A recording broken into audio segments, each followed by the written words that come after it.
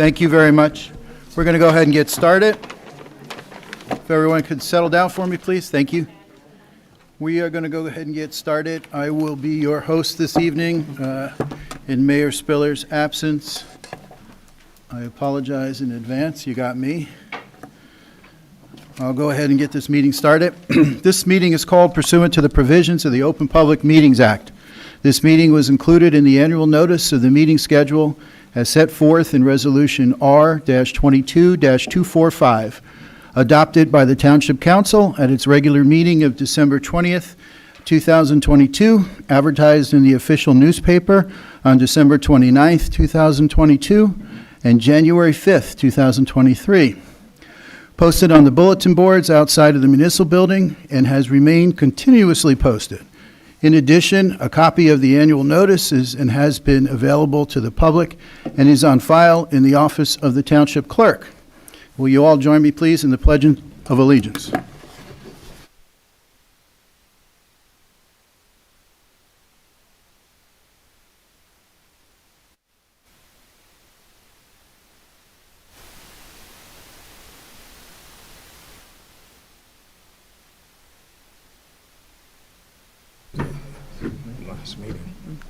Thank you all. Madam Clerk, roll call, please. Counselor Cummings? Present. Deputy Mayor Herlock? Present. Counselor Price Abrams? Present. Counselor Russo? Counselor Schlager? Here. Counselor Yacobelis? Present. Mayor Spiller, absent. Thank you, Madam Clerk. I'm going to move the agenda with flexibility. First off, there have been presented to the council the minutes of March 22nd, 2023. Are there any corrections or additions? Seeing none, I will move. Second. Thank you, Mr. Yacobelis. It's been moved and seconded. All in favor? Aye. Opposed? Abstentions? I'm abstaining. I wasn't here for that meeting. Thank you. Madam Clerk, did you get Councilor Cummings? Yes. Thank you. Again, now I believe we have Mr. Scantlebury, the representative from the county. Yes, Mr. Yes, if you could come up, please, sir. We'll see. I don't see him. Oh, yes, there he is. How are you, sir? Welcome. Frank Gargadio, liaison to Montclair in Essex County. Thank you for moving me up in the agenda. I typically wait to the end of public comment, but microphone's on. Next on. Okay. Should I start over or just, okay. Okay. So just to, some updates, and I'm here to just provide what's going on around the township and also any questions you may have. The Glenfield Park, the Wally Choice Community Center, the construction is moving right along. We anticipate an opening sometime in, first 2 weeks of June probably. And also bids were just received for the replacement of the turf field in Brookdale Park. So that'll be the soccer field that's there, and also the tennis courts and some pickleball courts will be renovated in Brookdale Park, along with Glenfield Park. So pickleball has gotten very popular, and the county executive has heard everyone's demands for that, and some of the courts will be converted.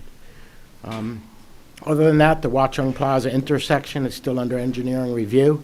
I'll have an update for you next month on that, the progress of that project.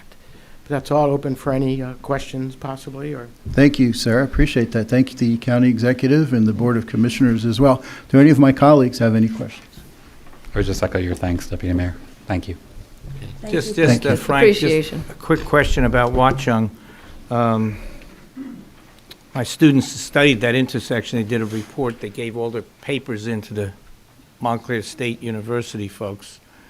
And the county, I know, is trying to do its best, but they came up with one thing. I just want to throw this at you because they think that the signs, besides saying right turn only, should say no left turn, so that, there's two types of signs.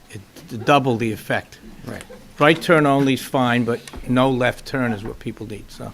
Well, I could tell you, I do live in town, and I do a lot of walking around town. I live in that neighborhood. And I have to tell you, any sign you put there still doesn't mean it's going to be obeyed. Yeah. A stop sign or a red light has never stopped the car. You got to enforce it, right? It's just, everyone's in a hurry, it seems, and, that intersection has been there for hundreds of years, and it's right now, it's a thoroughfare from other towns. There's a lot of traffic on that road. So it is warranted for its signal there, and that's what the county's going to proceed. The other thing I failed to mention is that the State of the County address is this Thursday at 7 p.m.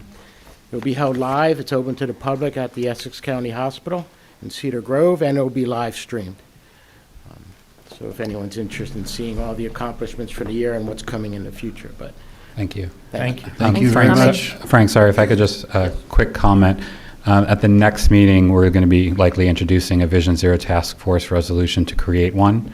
In that task force would be 2 seats for Essex County. So please let the county executive know and the team know that we're going to want to talk to you all about having 2 individuals from representing the county on our Vision Zero Task Force. I'll pass that along. Thank you. Also, Frank, one other thing, if I may. No, please, Thank you. I was in touch with Commissioner Gill's office this week. The curbing along Valley Road from Berkeley up towards Rydell Club, going all along Valley Road up to where the end of like where Enzo's Pizzeria is. Yes. All of that curbing needs to be looked at. It's in very bad disrepair. There's lots of curbs are broken. There's some that have metal rods sticking out, the old-fashioned curbs that we used to have. Some are gone completely. Some have grass that have grown over. So Commissioner Gill is going to have your office look that over in the next couple of months. So I have your email. I'll be in touch and Got it. keep you updated on that. Okay. So, thank you. Thank you. sir. All right, we're going to go ahead and open the meeting now for public comment. If all speakers will complete the sign. Oh, I'm sorry. Thank you, Councilor Iacobellis. Did we get everyone to sign? Yeah. Okay. Moving right along, we're going to do a quick proclamation regarding the skate park. If I could have Councilors Iacobellis and Schlager please come down. And if there's anyone here for this proclamation for the skate park, if you'd come forward, please. Come on up. The more the merrier. Thank you.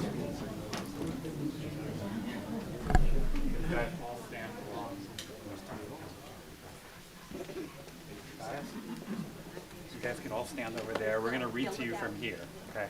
All right. Awesome.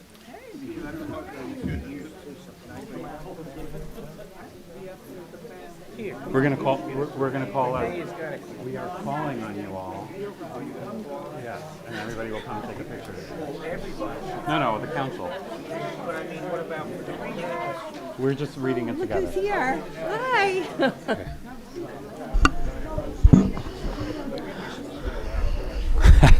It's like you're posing for a class photo. the skate park class of 2023. Okay, this is a proud moment. We are, another phase in the journey of the skate park, a very long journey, and we're going to acknowledge a bunch of people tonight who have been part of that journey. But I think, we're so proud of where we are at the moment and recognizing that it is just another stage. Right, we've had obviously the amateur park that many of you built with things in your driveways and garages. Now we have professional skate sculptures by U.S. Olympian. We took the fence down between the courts and have now a big open area. We know the Firefighters Foundation is working on getting bleachers. We're getting the water fountain fixed and lots of other things. We got just a porta john, but at least we got a bathroom there. So little by little, we're making progress. So the council tonight wants to recognize everybody with the proclamation, and I'm going to go ahead and start reading it, and Councilor Schlager is going to join me. So this is the Township of Montclair Proclamation for Rand Court Skate Park. Whereas the Mayor and Council of the Township of Montclair would like to acknowledge the generous time, monies, and efforts of a group of grassroots advocates working side by side with Montclair government, which enabled the formal creation of the Candy Courts at Rand Park, a first set of skatable sculptures designed by Olympic skateboarder Alexis Sablone, now permanently mounted in Rand Park on North Fullerton Avenue. And whereas the advocates for the skate park and everybody that we want to recognize includes Skate Essex, Montclair High School Skate Club, Shredco, Boardroom Skate, Unofficial, Reed Smith, Fifth Pocket Skate Parks, Tony Hawk's The Skate Park Project, Paul Sionis Architecture, and Underground Skate Shop in Nutley. And I just want to highlight to anybody besides you all in the skateboarding world, the 2 biggest names in skateboarding across my entire life have been Tony Hawk and Alexis Sablone, and they're both involved in Montclair Skate Park. So it's a huge deal globally, the 2 biggest names in skateboarding. And in starting the list of people that we're going to recognize, I want to recognize my colleague, Councilor Robin Schlager, who has been championing this issue for the skate park that is in her ward.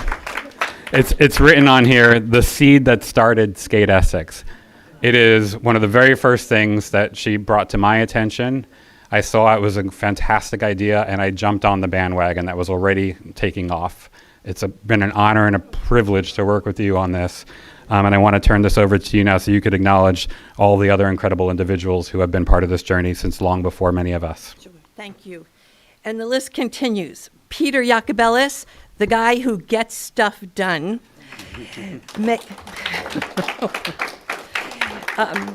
Mayor Sean Spiller and the entire town council. Skate Essex early guides and mentors. Marcia Almeida, Jose Germain Gomez,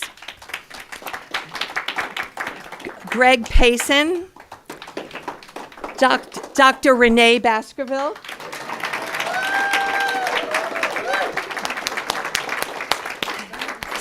Stacy Cermak, All Ability Skate Sessions, and last but not least, Alexis Sablan.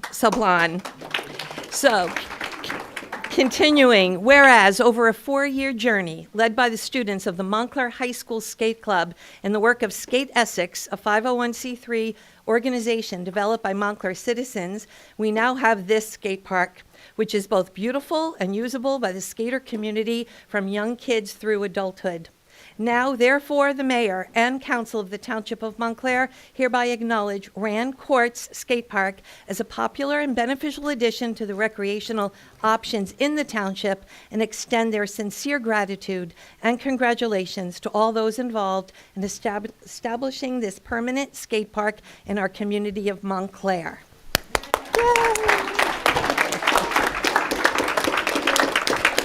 And I would like to call up our other allies on this project, Deputy Mayor Herlock, Councilor Bob Russo, Councilor David Cummings, Councilor Price Abrams, if you could all come down and join us for a photo. Deputy Manager Brian Scalberry, if you'll come down and join us for a photo, please. Dr. Baskerville, anybody in the room who we named, please join us.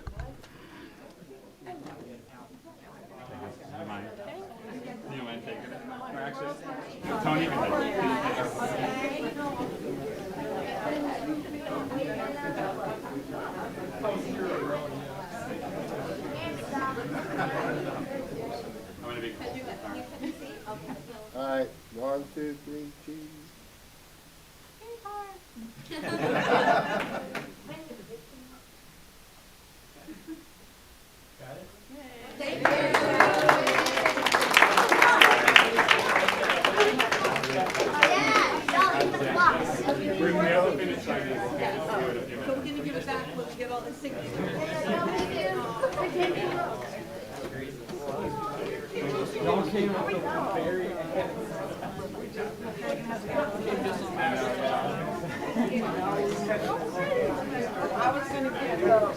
That's right.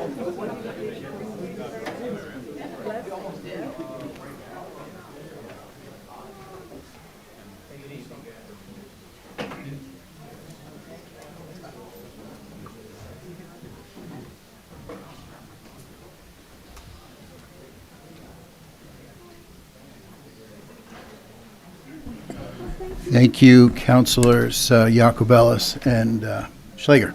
Appreciate that. Now we will go to public comment. All speakers must complete the sign-in sheet next to the podium before addressing the council. Please limit your comments to 3 minutes. If you wish to comment on a pending ordinance, there will be an opportunity for that later on in our program. Like I had said 3 weeks ago when I was in this spot, the clock is right there on the wall, if you'll be courteous enough to mind that. We greatly appreciate it so that others can come up as well. Thank you. Good evening. My name is June Regner. I live in Montclair. I am going to read from the complaint that was filed. It's 34 pages long.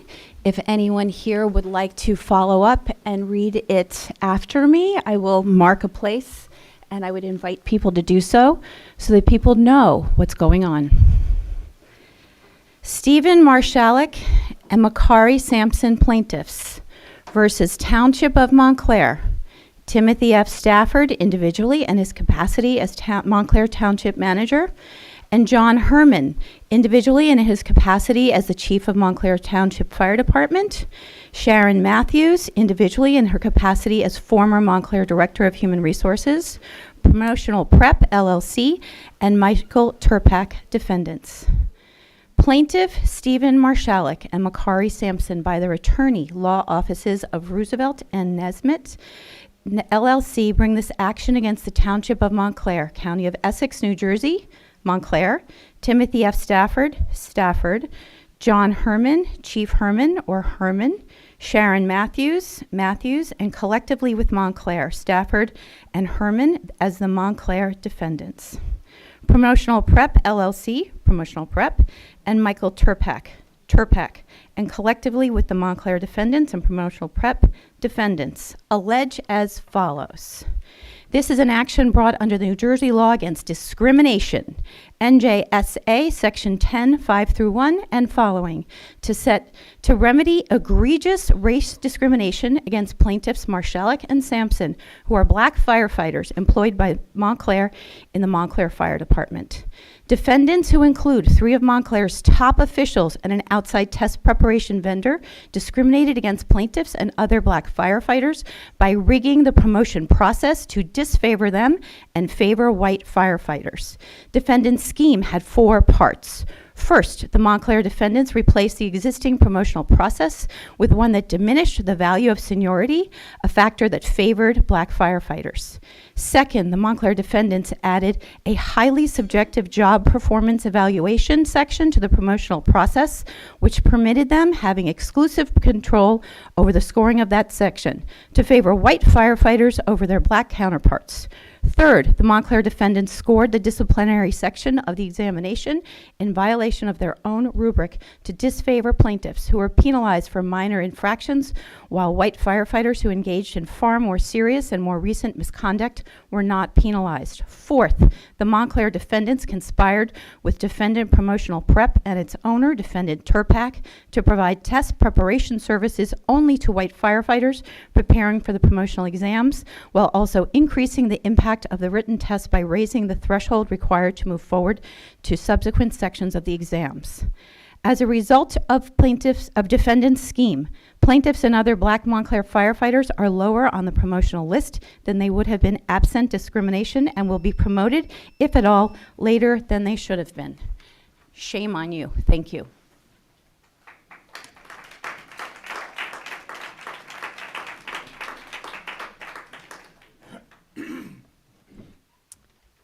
Hi, my name is Ariel Eckstadt, and I live at 316 Park Street. And I'm here because a project as large as Lackawanna Plaza will have such a major impact on the future of our town. So I have sought out the expertise of an urban designer and architect who has worked on major developments in cities and towns all across this country. He designed the master plan for Battery Park City and recently worked on re-envisioning the downtown of Millburn. I went to Millburn's website today and found the description of this plan highly educational as it relates to how our town has dealt with Lackawanna Plaza. Here are some snippets from the website. The entire process was a wonderful example of community engagement. We will utilize existing members of the Downtown Area Vision Plan Steering Committee and Township Committee members to help facilitate a strong, meaningful, and successful path forward in these areas of focus. There is a lot of exciting and important work to be done while keeping the public informed and engaged throughout. Keeping the public informed and engaged throughout.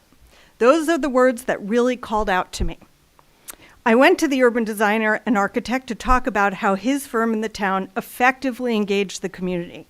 I should mention that this architect and urban designer is my father. Thank you. I grew up attending community meetings with him throughout my childhood as he explained how and why he envisioned a plan, what benefits it would have to the community, what compromises were made in order to take into account the needs of sometimes competing interest groups, and most importantly, to get community input. Often plans changed entirely due to community input. In fact, the reason why an esplanade now extends from the Battery to 125th Street in New York City is due to community involvement. I've been talking to my dad for months now about Lackawanna Plaza, and when I asked him why we were in the pickle that we're in, he said, quote, "Because your town council and your mayor have not provided the necessary leadership. This project could be their legacy that gets talked about for generations. Instead, they've left it up to the developer to create the guidelines and close doors to community involvement." I asked my dad, what do we do? Is it too late? It's not too late at all. Here's what needs to happen and what happens in a normal, transparent process. The council should appoint a steering committee made up of a wide variety of interest groups. Once the steering committee has made recommendations, these are presented to the public. Guidelines are created based on what the community wants. The plan gets developed from these guidelines. The developer should never come up with a plan before such guidelines are developed. It's actually not fair to the developer to guess what the community wants and needs, because inevitably the project will be stymied if they don't address those needs from the start. I hope you'll take my dad's recommendation seriously. This could be your legacy. Either way, it's our town's future, and we, the community, should have a say in it. Thank you. Thank you.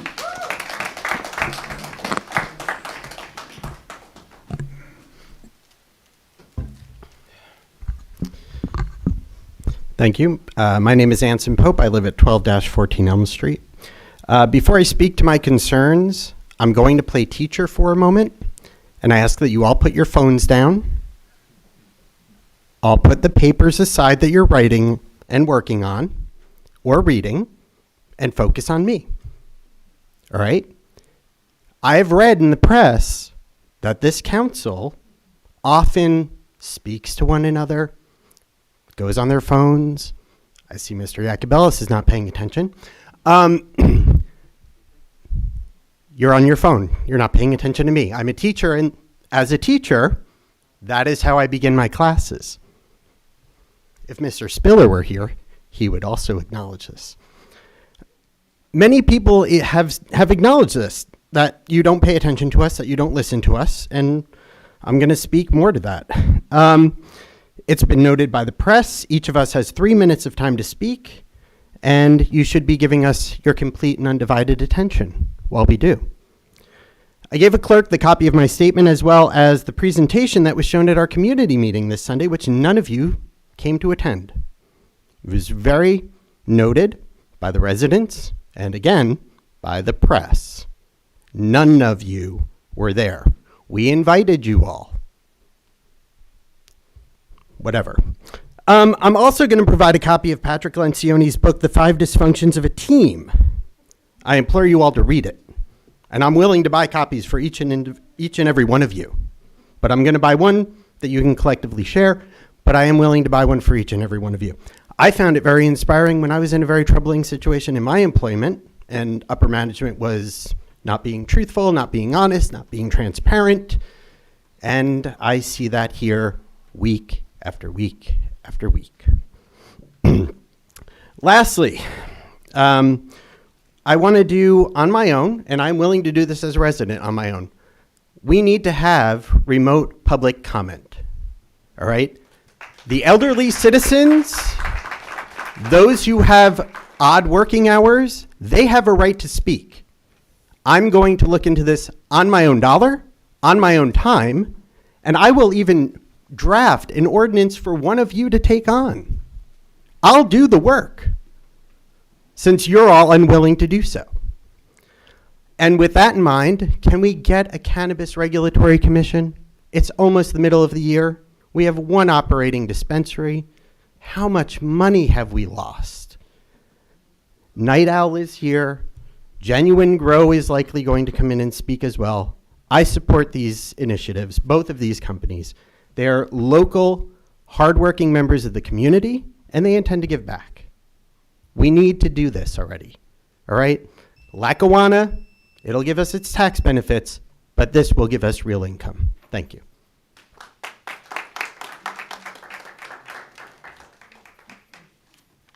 How are you? My name is Eric Payne. I live at 70 South Fullerton Avenue in Montclair, 10-year resident. And I am one of the partners in Night Owl LLC, cannabis dispensary applicant. My partner will be speaking, Marcy Leventhal. We have George Marable here. You know, we're anxiously awaiting your approval of the business, but it's not just about the business, it's also an opportunity to contribute. And there's many challenges, obviously, that are facing our community. We want to be able to contribute to them.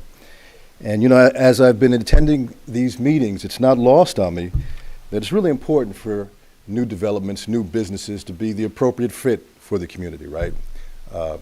Anson just mentioned, and the woman before mentioned the Lackawanna Plaza development. So it's really important that we all work together, you know, in a positive way and make sure these places are the best fit for the community.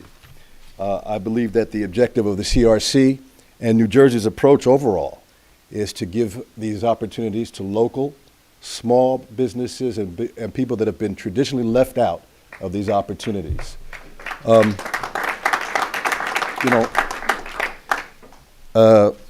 as I wrote some notes today, but of course I'm mixed up. While we certainly understand that it takes time to do this, I understand people are frustrated, but we understand when you introduce a new industry, something as important as this, it does take time. And so while you're taking that time, I'd just like to point out for you to consider that while we didn't really get the support of a lot of military departments like the Space Force, places like that, we do have a Vietnam veteran in our partnership, Mr. George Marable. And yeah. And you know, as we all know, there are those of us that are old enough to remember that a lot of those veterans didn't get their just due respect for taking part in that conflict. And they went over there to serve their country despite the politics. And, you know, some of you might know I've been around politics a long time, perhaps too long, than kids should be around. And one thing I know, and maybe this is for everybody, I would humbly submit that we're all in this to make our community better. I don't think anybody in this room comes here with a negative approach to try to down our community. I think all of us are passionate about what we're trying to do for our community. So if we can just remember that we're all on the same side. I don't know everybody up here personally, but I have a feeling that this is not a high-paying job, and when you volunteer to help your community, you really want to do good and do the best that you can. So I just wanted to remind you guys that we're awaiting your approval. We're ready to answer any questions. Thank you for your time.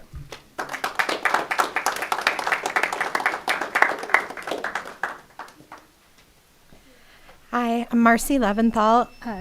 Eric Payne is, Eric Payne is my partner at Night Owl. We've applied at 300 Bloomfield Avenue. I spoke with you guys about 6 months ago, and I wrote a speech and felt like a robot, and so I'm just going to go off the cuff, although I won't be as eloquent as Eric. But I've been in the regulated cannabis industry for 20 years.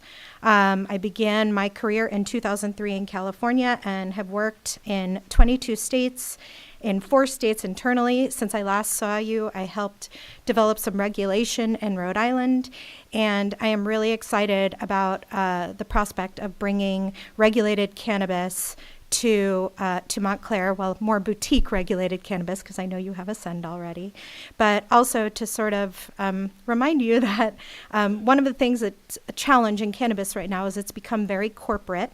And while there was a point in time that cannabis was owned 33% by women, that number has taken a huge hit over the course of the last several years. And we are a very diverse organization, women-led. Eric and Mr. Marable over there are going to be active participants in the business, and we are hopeful that we will be able to get started soon to create a more boutique entity that can serve the community and be an active and proactive member of the community. And we hope to have a decision soon. Thank you so much.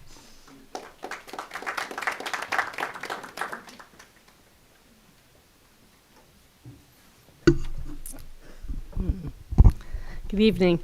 My name is Deborah Nagan, and I'm a resident of Montclair, and I'm here to talk to you about concerns related to leaf blowers. I have a master's in public health from Columbia University, specializing in environmental health, and I've worked in the field for over 35 years. I had the honor of working for the New York City Health Department as the director of lead poisoning prevention and Healthy Homes program. And with a staff of over 100 people, including code enforcement inspectors, we worked to improve the health and well-being of New York City children and pregnant women. In my 25 years in the health department, we enacted new lead poisoning prevention policies 3 times, each time making the level triggering enforcement more protective for children. These policies resulted in a 90% drop in childhood lead poisoning, reducing lead dust hazards from paint and from lead-contaminated products, consumer products. Each of these times, we were told these changes aren't practical. They'll bankrupt landlords. They're bad for store owners. They'll make home repairs much too expensive. We need more time. And each and every time, and I tell you that, each and every time, innovation and problem solving took over. We worked with landlords, home repair contractors, store owners, and they figured out how to meet the new requirements, making New York City a safer environment for children and for pregnant women. So what does this story have to do with leaf blowers? Leaf blowers are a bad technology. They are bad for people, they're bad for the environment. Beyond the harmful and excessive noise, leaf blowers generate small particulate windstorms filled with hazardous contaminants that are harmful to people, especially those with asthma. Gas-powered leaf blowers are inefficient combustion engines. 30% of the gas and oil they burn are released directly into the environment. It's estimated that running a gas-powered leaf blower, this is an astonishing fact, for 1 hour generates the equivalent air pollution of driving a car for 15 hours. Crazy. Landscapers are problem solvers. Each job, big or small, requires a problem-solving skill set. They remind me a lot of the businesses we worked with in New York City. When faced with new lead requirements, they figured out new ways to do things. They innovated, and they made the city healthier. Localities across this country, including our neighbor in Maplewood, have passed leaf blower laws. Landscapers in those municipalities have adjusted their practices, deploying their crews in different ways and using different techniques to get the job done. They have used those problem-solving skills to adjust to change and improve their practices. Recently, a friend of mine said to me, this issue was complicated, but when you get down to it, it's not complicated at all. As policymakers, you actually have a real opportunity. I know that opportunity of making a difference. You can enact policy which makes Montclair a better, healthier place to live, or you can block that progress. As leaders in your community, I urge you to fight for a healthier Montclair, for residents, and for the planet. Thanks.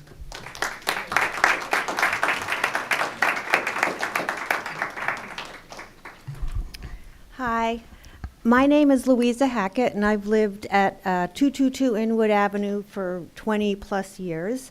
And I'd like to share a vision for the Lackawanna Plaza development, which is actually inspired by Montclair's history.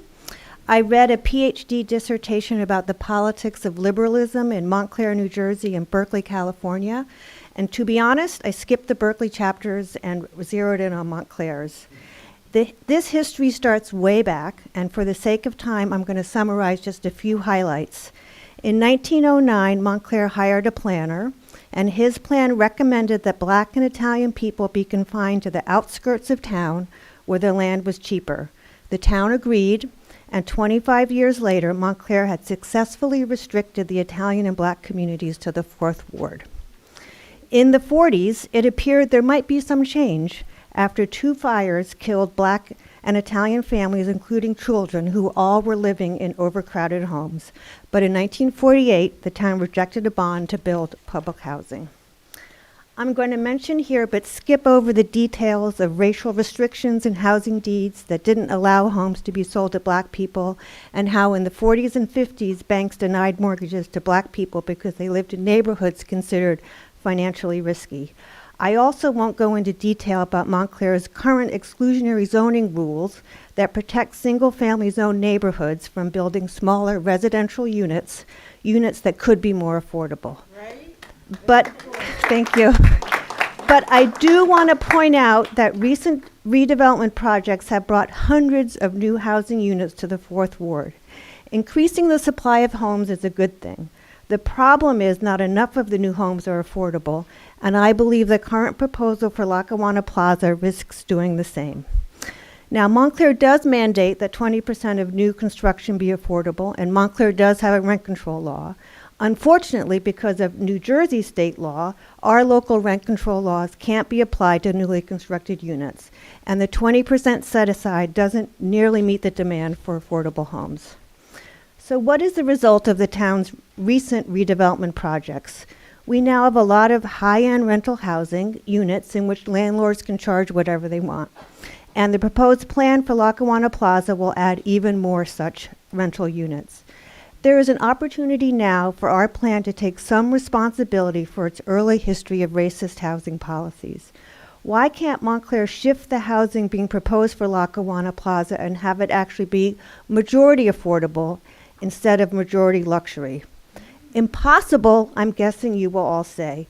But before we close the debate on this important development topic, let's get input from a nonprofit housing developer to figure out how to access federal and state low-income tax credits to make this project more accessible to the residents who need it. Let's consider asking the current property owner and developer to partner with affordable housing expert to build a truly mixed income development. Let's have a vision for Lackawanna Plaza that makes amends for the historical wrong suffered by Fourth Ward residents. Finally, let's create a development that truly represents what Montclair purports to be, a diverse community, not only racially diverse, but economically diverse too. Thank you.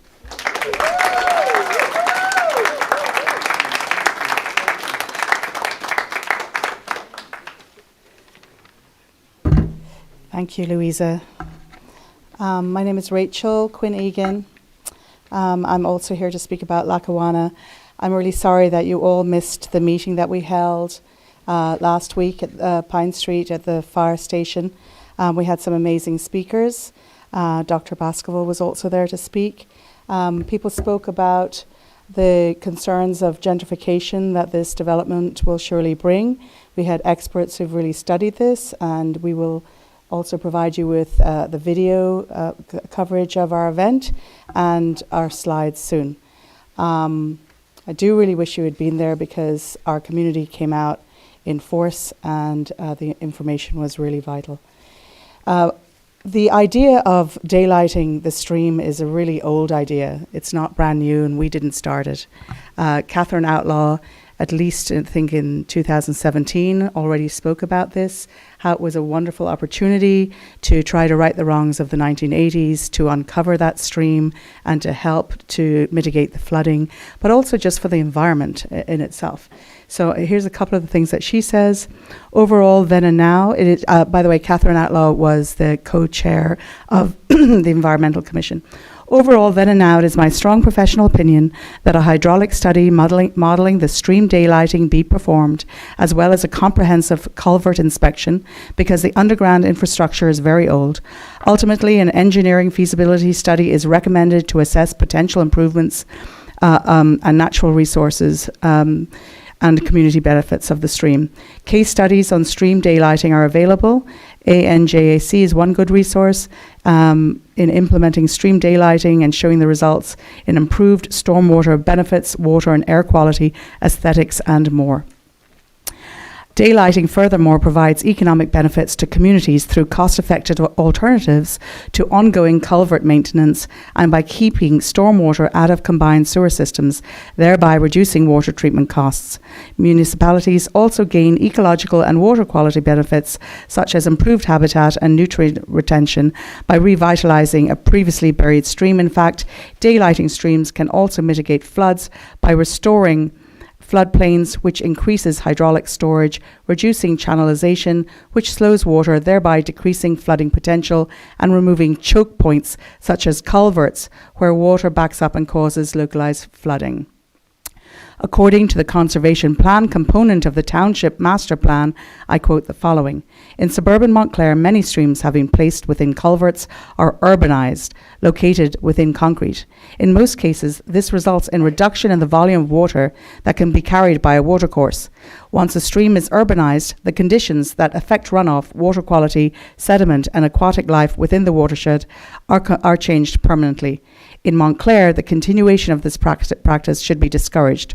While it may be infeasible to daylight or remove these concrete stream channels, consideration should be given to this concept if opportunities arise, as it is now generally accepted that natural stream channels can exist in urban environments." I think we'll all agree that this opportunity has now arisen. It's been here for several years, but nobody has paid attention. I hope you do now. Thank you.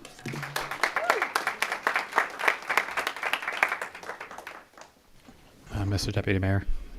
Yes, Councilor Iacobellis? Thank you. I just want to say, just in regards to the last comments made, one of the things that we are considering in terms of, as we're revisiting the plan, is actually daylighting that stream. And another thing that's been very important from the very beginning has been ensuring that the stormwater detention basins are put into the site so that all of the stormwater is captured on site and then can be released once the storm has passed, and the system can actually handle that.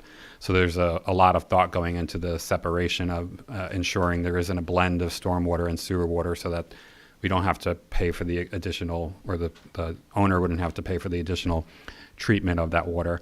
And I think it's really important to note that right now it's 2 blacktop parking lots where all of that water, hits and runs off south of Bloomfield Avenue, south of that area. So this would be the site, and if this plan goes through, it would be a net reduction in stormwater that is going through at the time of a storm, anything south of Lackawanna Plaza, Bloomfield Avenue, which is a big deal because that could potentially reduce flooding for homes in that area. So thinking about stormwater management for this site is something that's been top of mind for us as we've been developing this plan, and I think that's important. And I do want to thank you for the thoughtful commentary around daylighting the stream, because it has been educational, and it's something that we're looking at. Thank you. Thank you, Councilor Iacobellis. Councilor Price Abrams? Thank you, Councilor, for beginning the response there. Just to point out that there has been a lot of community input that has been heard and taken back, and I'm not on the committee that's the primary committee looking at it, but we've all been briefed, had opportunities to give our further input, and there's been a robust exchange. We are listening, and I want you to know that. But to just further augment what Councilor Iacobellis said, one of the design features, and I know this is something we're sharing publicly, is that where the stream is the very small space on that property is sort of in the area opposite the Matthew Carter Apartments. It's the only area that actually has stream to daylight. It won't necessarily be something of great beauty. So the question is, they're going to look at it. But what I understand is that the building will not sit on top of where the stream is. It's been already carved out in a way, in terms of the next iteration of the plan, it's being considered that it would not sit on top of that area in any case, whether or not the better plan is to daylight it or not, but that it would be accessible if needed to be accessed for any purpose. So I just want to embellish a little bit on what he offered, and there has been a very robust listening and revisiting. So I just want people to know that. Thank you, Councilor. Mr. Mayor, I just wanted to say to Anson and to Ms. Egan, my wife and I had previous plans with family, which we just couldn't change, that we were trying to get there, and I couldn't get there. I really wanted to go, but I got a lot of information from other people who'd been there and got the remarks made by Dr. Baskerville and others. So I've gotten a lot of information from it. I regret not being able to be there. We couldn't avoid it. Sometimes family comes first, and that's what happened last Sunday. Thank you. Thank you. Please. I'm Patty Steele, Kushner. I'm here as the principal owner of Kush Connection. We are an applicant for a cannabis retail license here in our hometown of Montclair. My husband Steve and I have spent almost 35 years here. We raised our now adult kids here. And in addition to me as the principal owner, we have a young woman who will join us as manager of our dispensary, should we be granted a license. And she has worked in a number of dispensaries in Colorado and is incredibly knowledgeable. It's been a long but productive adventure as we hope to make Cush Connection a business that reflects our love for the music, art, history, people, and yes, the relaxation that is Montclair. We're also really excited about our community outreach program, which we have continued to develop over the last 8 months that we've since we put our application in. I have to say, I originally planned to come here tonight to kind of gently encourage you to move forward since we have deadlines with the state to meet. And this has been an expensive 8 months, what with rent to pay and no revenue coming in on that rent. As a micro business, we're not exactly like the Budweiser of the cannabis industry or the bud industry. We're small. We haven't applied anywhere else. We're all in for Montclair because this is our home. But earlier today, much to my delight, I saw that you guys had added cannabis to tonight's agenda. That tells me you've been hard at work and that hopefully retail will be soon to follow. So I thought I would say something to you guys you don't often get to hear, and that's thank you. We understand there's been a lot going on in town, and we're so very appreciative of the hard and often frustrating job you all do. So I'm not going to sit here and bitch about what we've spent because I know what you've been all going through and I appreciate it. And I'm hopeful that this will move on. We understand all of that and I don't know. Once again, thank you and onward. And we appreciate what you've been doing. Thank you. Mr. Deputy Mayor. Yes, Councilor Yacobelis. Just so I can let you know, Patty, and other applicants, where we are in the process. So as you alluded to, we did finish the Cultivator piece, and I believe we'll be, if there are 4 votes tonight, we would be issuing the Cultivator license tonight. The majority of the council at this point has submitted our scoring rubrics for all of the retailers. I just want to say the state passed this and put it on municipalities, and we all of a sudden had to become experts in regulating a cannabis industry, right? And you know, because you put together an application, right? You know what you had to submit, the financial documentation, the certifications, everything that you had to go through and submit. We all had to become experts on that. So it's taken time because we have not gotten the guidance that I think municipalities should have gotten when the state passed this law. And we've done really the best job we can. From a process perspective, we talked with council earlier. We're going to have a deadline of the 5th of May for submission of any outstanding scoring rubrics, with the intention then of issuing licenses or issuing the resolutions at the May 16th council meeting for the 2 remaining recreational cannabis licenses. So that is the plan, and I hope that we can stick to that, just so you can have some peace of mind. Thank you, Councilor Yacobelis. Mr. Deputy Mayor, I just want to say also to Anson, who's suggesting that we have a commission, our own regulatory commission. I think that's a good idea because we're burdened with all these applications and rating them and judging them without any expertise. I have a little more familiarity with this than most, but it's since we had the medical marijuana created 12 years ago almost, I've always been involved with that one. And I just, the expertise of knowing whether they've really applied with adequate knowledge of the past. One person's a pharmacist. Well, obviously, a pharmacist knows a lot, but so does somebody who maybe ran a establishment like Mr. Maribel. We're looking at how you control odors, how do you deal with safety issues, making sure that the cannabis product is secure. Well, yeah, we can make judgments on that, but we're not experts in it. And when you saw what the state recently did, which really disturbed a lot of people because they did come down hard on the one company that had 500 employees. We don't want to see them lose their jobs, but that company was really not allowing the employees to have a union. They've been anti-union, supposedly. So the Cannabis Regulatory Commission said you're violating the spirit of the law to have union and labor agreements. It's a labor-friendly agreement they have to have. So they shut them down. in one day, and 3 days later, they just reversed themselves because everybody protested. But at least they sent a signal that these are the kind of standards. Now, what we have is the same standards. We want everybody to be labor-friendly, want to make sure there's an opportunity to have unions, and that the union people who work there are given proper, recognition.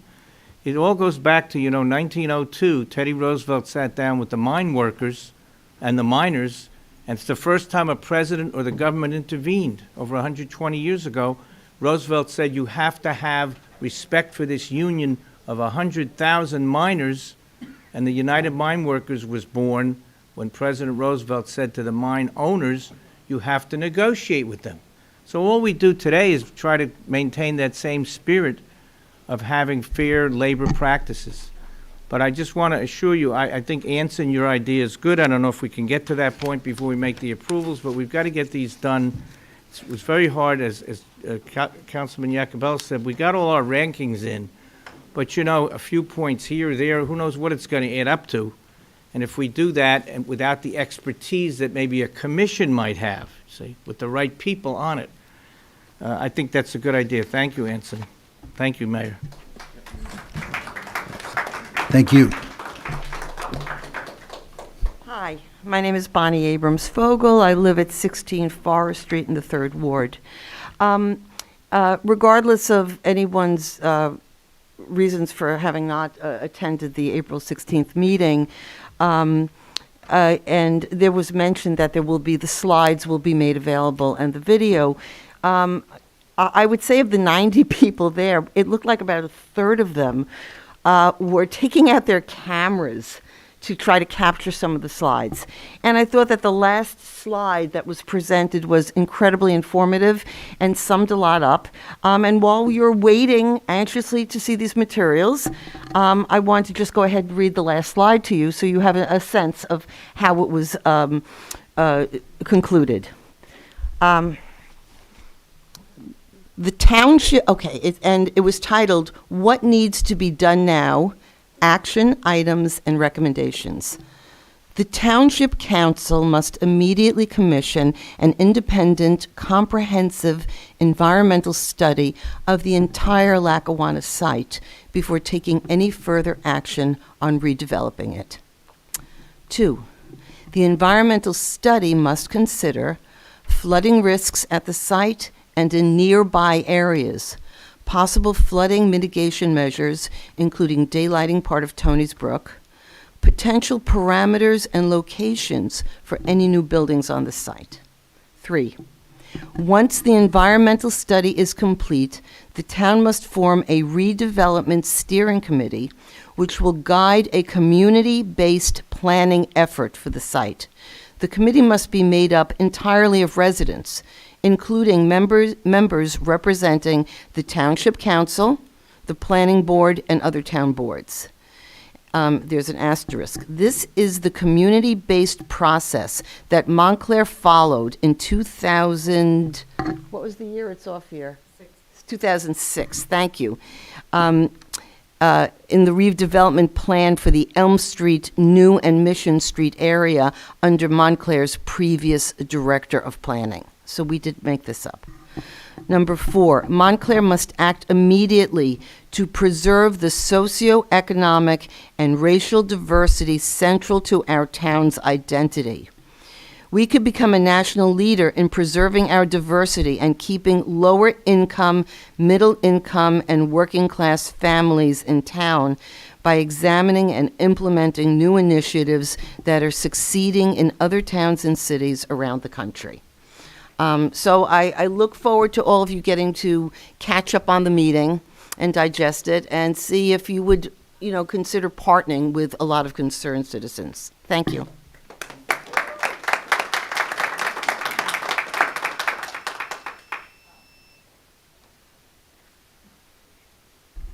Hi, my name is Colleen Doherty. I live at Warman Street in Montclair. I am going to continue reading from the suit that was filed in the Superior Court of Essex County, plaintiffs Stephen Marshalik and Makari Sampson. We feel that it's important that we put this into the public's consciousness. I'm going to skip the parties and go to the allegations of fact. Plaintiff Marshalik joined the Montclair Fire Department, MFD, or department, on October 15, 1991. He was promoted to lieutenant in April 2006 and to captain in October 2018.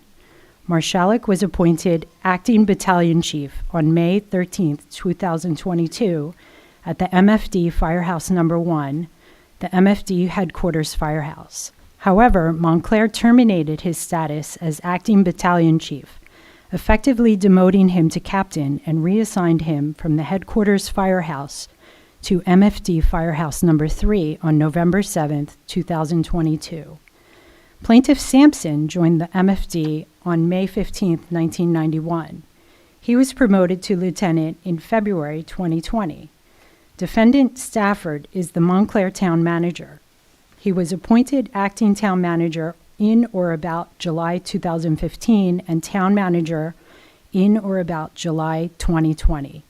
The Montclair Township Council placed Stafford on paid administration leave on October 25, 2022. On February 7, 2023, the council voted to end Stafford's administrative leave and issued notice that he is subject to removal from his position as town manager 30 days after the council vote, on or about March 5, 2023. To date, Montclair has not terminated Stafford as town manager. Defendant Stafford had full administrative control of the MFD and its members during his tenure as acting town manager and town manager. He was responsible for, among other things, authorizing the substance of and procedures for the MFD promotional examinations. Stafford also had the authority to conduct disciplinary hearings for MFD members against whom department charges were proffered, and to impose punishment for charged conduct. Stafford's broad responsibilities as Montclair town manager are set forth in New Jersey law N.J.S.A 40:82-4, and with respect to the MFD at Montclair Municipal Code 27-7. Defendant Herman is the fire chief.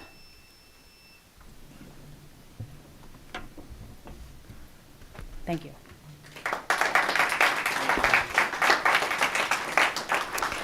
Good evening. My name is Lonnie Summer-Padilla, and I'm going to continue where Colleen left off.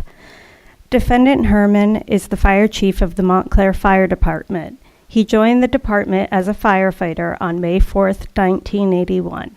He was appointed fire chief on October 17th, 2014. As fire chief, Herman is the executive officer of the Montclair Fire Department. Herman has charge of all aspects of the department, its members, employees, and property, subject only to the control of the town manager to whom he reports. He is responsible to the town manager for the conduct, efficiency, and management of the department. Defendant Matthews was the director of human resources for Montclair. In that capacity, she was responsible for all human resource functions in Montclair government and administration, which includes maintaining the personnel files for all Montclair employees, including all members of the Montclair Fire Department.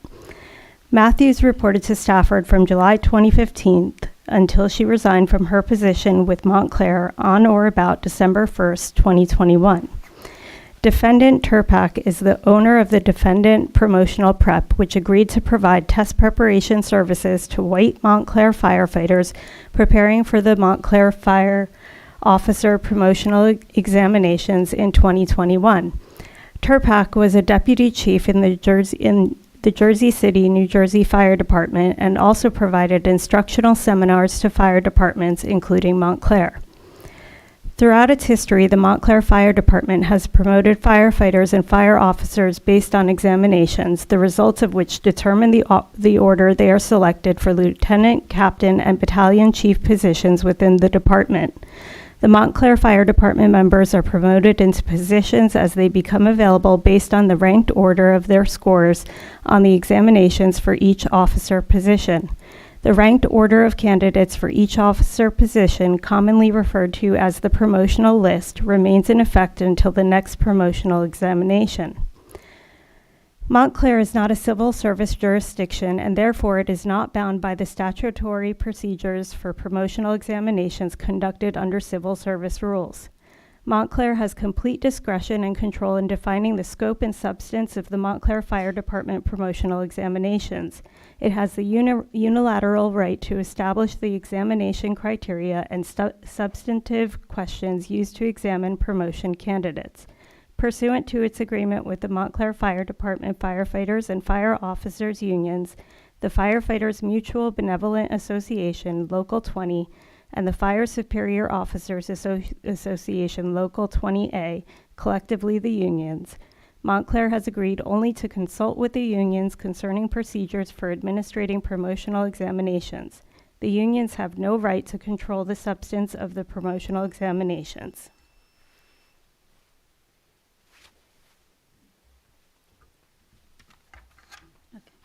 Hi, I'm Jimena Ayala, and I'm a resident of Montclair, and I'm going to continue where Lonnie left off. In the 25 years prior to 2021, the MFD had administered 2 sets of promotional exams.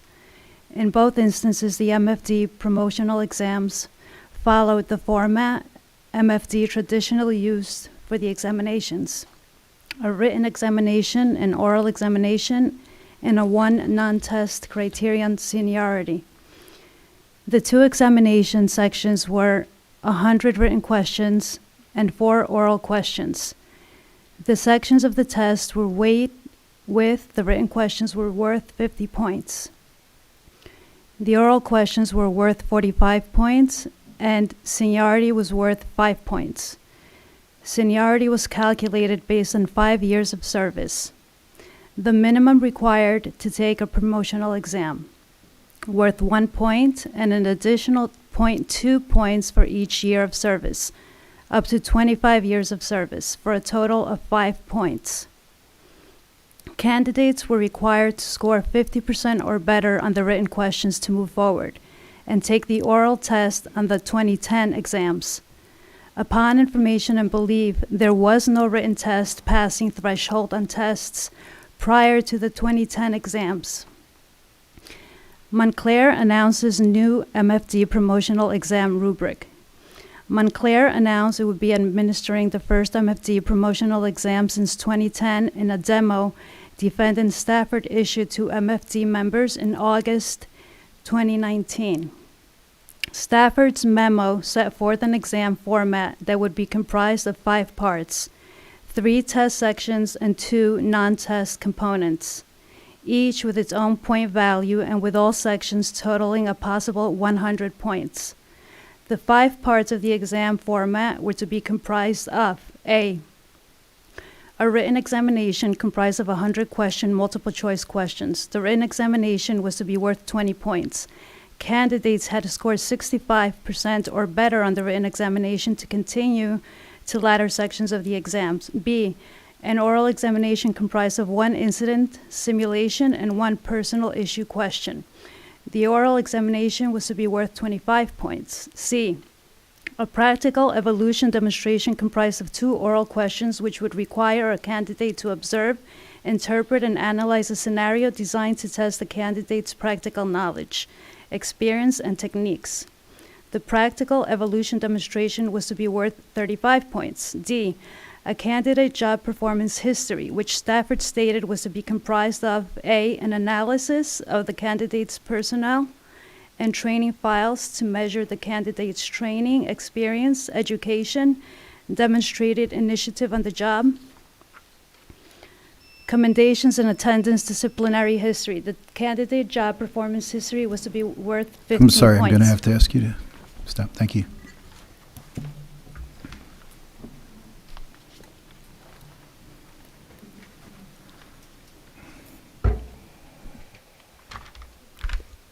My name is Lauren Berman, and I live on Highland Avenue.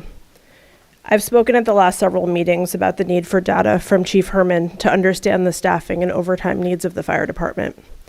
Chief Herman remains derelict in his responsibilities to provide basic information in support of his $10 million budget for this year. To some extent, it's been unclear to me whether he's just incompetent or if he was being willfully obstinate. Any questions we had about Chief Herman's ability to comb through and manipulate data were certainly laid to rest yesterday. He's incapable of providing mutual aid data from 2022, but capable of going all the way back to 1993 in the personnel file of a black firefighter to find a single late attendance record in order to justify the denial of a promotion in 2021. Chief Herman appears incapable of providing a usable accounting of the types of calls the fire department responded to last year, but he was capable of calculating the impact of removing seniority credits to the detriment of black firefighters. Chief Herman wasn't able to provide a benchmarking exercise comparing our fire department to neighboring towns, yet he was capable of finding a 20-year-old suspension that was irrelevant by his own subjective criteria and using it to deny a black firefighter a promotion. These are not merely allegations in a lawsuit. These are facts borne out by the report of Montclair's affirmative action officer. Bruce Morgan did his job in investigating the circumstances surrounding the promotional exam, and he determined the allegations to be credible more than a year ago.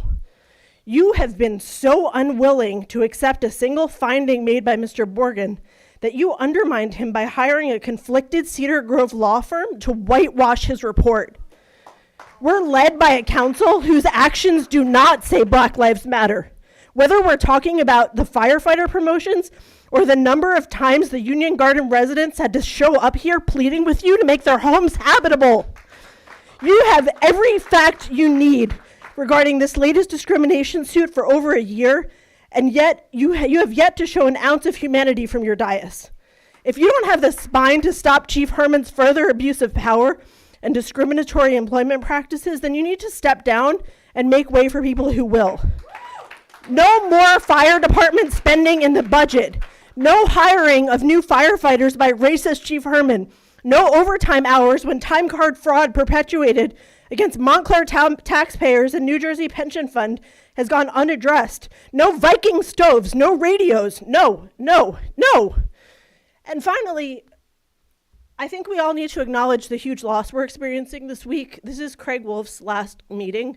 We would all be in the dark so much more without the reporting that he's done, and I hope that we'll all do whatever we can to make sure that we continue to hear from Craig.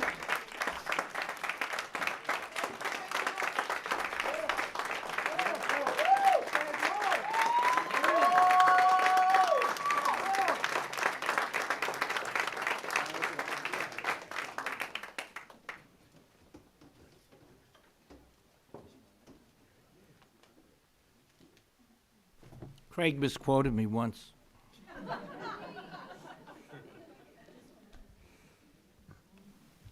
Oh, does anyone have the lawsuit? The lawsuit? Yeah, the lawsuit around. Can I continue? Okay. My name's Jennifer Robleski. I live on Upper Mountain.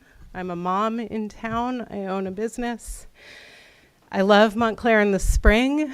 It's so beautiful. I was really moved by the proclamation for the skate park. I recognize that there are great things happening in this community.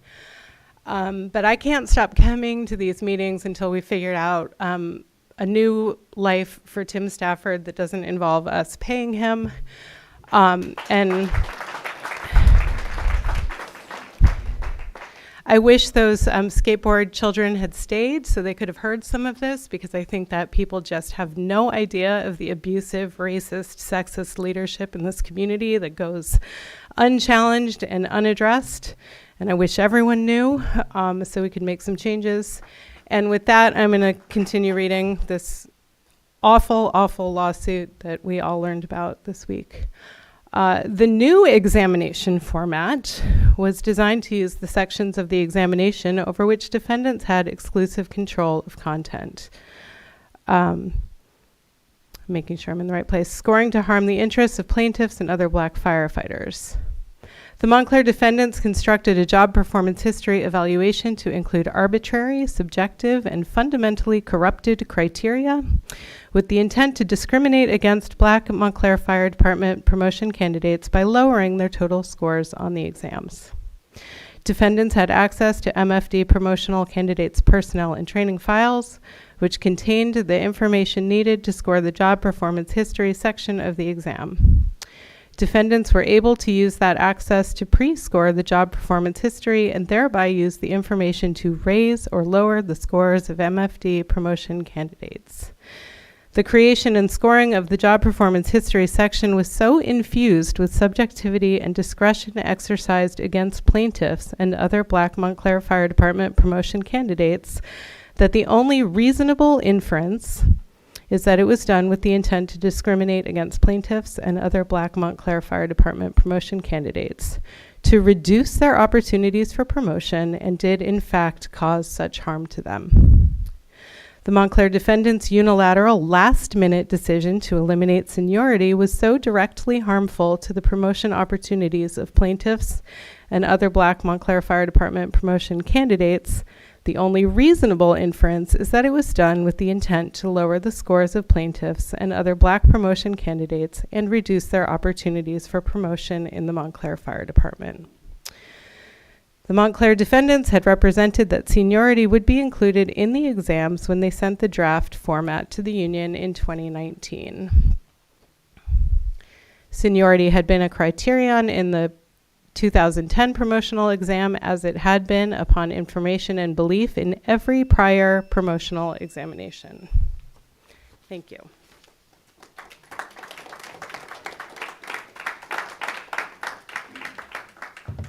Good evening, everyone. My name is Andrew Marshall. I'm a Montclair resident and also the owner of Genuine Grow, which applied for a cannabis cultivation license here in Montclair. I want to thank the council for adding a resolution for my business to the agenda tonight. When I was picking locations for this business, I knew my business had to be where I grew up. My roots are here, my family is here, my friends are here. I lived here for 27 years. My life is Montclair. I didn't want this business to be anywhere else than right here.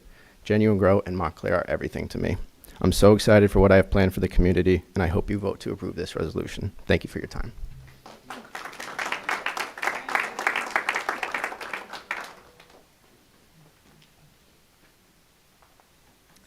Good evening. I'm Judith Antleman, 180 Walnut Street. Okay, here we go. Why is it so difficult to understand the switch from gas to electric leaf blowers? What is the root of your resistance? We have presented a solution to each concern, an answer to each question. We have in place how and where to source electric leaf blowers. We have educators and individuals for training. We even gave you an ordinance. And then there's the complainers of high property taxes. Why, they cry, if they already pay $60,000 in taxes, must they now pay to care for their land safely? If you live in Montclair, you know the tax situation. And if you can afford $60,000, you can afford to care about the men who work your land, the health of your entire community. And if these residents don't know or care, then it's the government's job to enact laws to protect our community. I stand here meeting after meeting, politely pleading to please end the use of these destructive machines. Councilman Yacobelis, I have asked before, because I really thought you were on our side, why are you resistant to ending the use of gas leaf blowers on May 16th, 2023?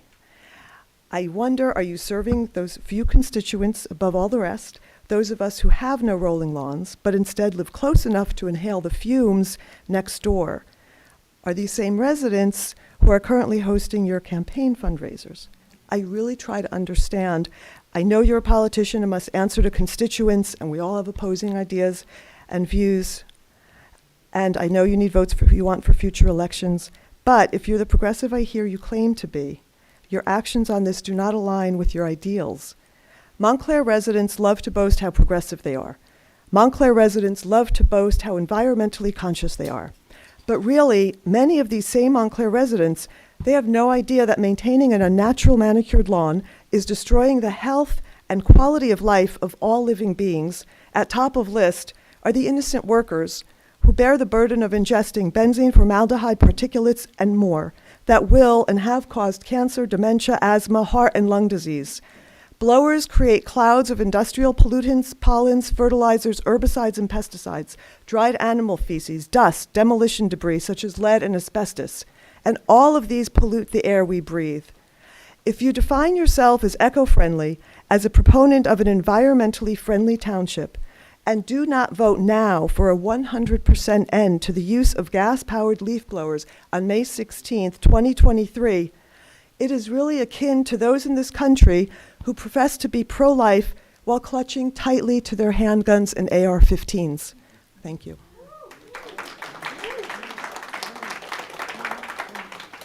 Mr. Deputy Mayor, I'd like to answer her question. Absolutely. Councilor Yakubos, thank you. Thank you. I really wish you didn't go as far as you did. I think that was really uncalled for. I will just say this. We have to do things thoughtfully in this town. And I have to tell you, one of the things I love about my job is that I represent this entire town. And I have thousands and thousands and thousands of interactions, or have had over the last 3 years, to really get a strong sense of where people are on issues, to get a good, healthy sample size across wards, demographics, backgrounds, economic, all of the various elements of diversity that we can imagine. And there are a lot of issues. There are a lot of important issues. And this is an important issue. It is not the most important issue. And to ask us to put this in front of, we have taken time away from our Vision Zero task force to work on this. I have taken time away from the Vision Zero task force. And what is tangible is that 47 pedestrians in Montclair were struck by cars last year. That is my priority. I'm going to get that done first, and then I will get to this. Okay, excuse me. I'm sorry. If you're up at the podium, you can speak. We're not doing the calls from the audience, okay? We need to stop that. I'm sorry, Councilor Yacobelis. Thank you. We do not, and I certainly do not make decisions based on what a handful of residents ask for. And in the case of the opposition to the leaf blowers, there's only been a handful. I think I've gotten 500 emails over the 3 years of people asking me to ban leaf blowers, and maybe 5 from people asking me not to ban leaf blowers. So certainly not making decisions for the 5 over the 500. But again, this has to be done thoughtfully. People have contracts. Snow removal is looped in with landscaping for commercial properties, for homeowners associations in Montclair. If companies pull out of providing landscaping services and all of a sudden they can no longer provide snow removal services, I don't know what we will do. I'm not saying that that's the reason. Can you stop with the comments from the gallery? You had your 3 minutes at the podium. Let the gentleman speak. Thank you. The gallery. Hold on. Wait a minute. I'm in the middle of speaking. My wife says not to get triggered. Bob, you're being I triggered don't right want now. to hear the people in this audience from this town, residents, called a gallery. Thank you, Bob. I'm very surprised that you had something to say about me again. Peter, please continue. Thank you. I have felt really, really strongly about this issue from the very beginning. I want to do it. It matters to me as I look in my yard every day and love the bird life, to think about blowing away the food and everything else that nurtures our ecosystem.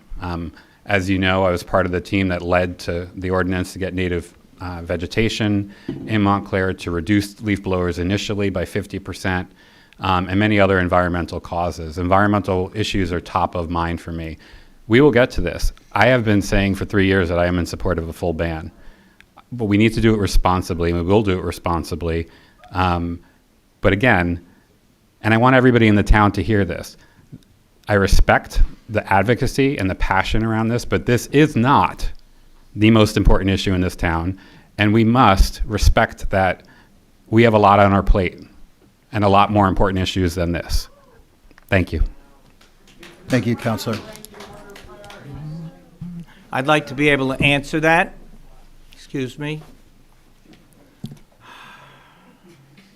I have an ordinance in front of me that I'd like to read.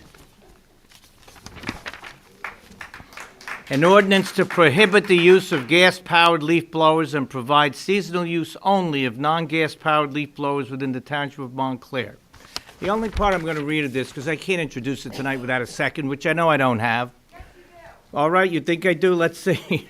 Here's the most important part of this, because we could get this right behind us. It's just a matter of enforcing something over a date. When Peter says he's taking a lot of time away from the vision, I'm not even invited to that stuff that he's talking about, the vision thing, okay? I have a lot of visions myself.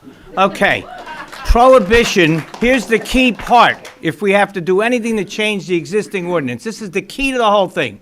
It just says we want to prohibit the operation of internal combustion leaf blowers, that no internal combustion leaf blower shall be operated in the Township of Montclair at any time after May 15, 2023.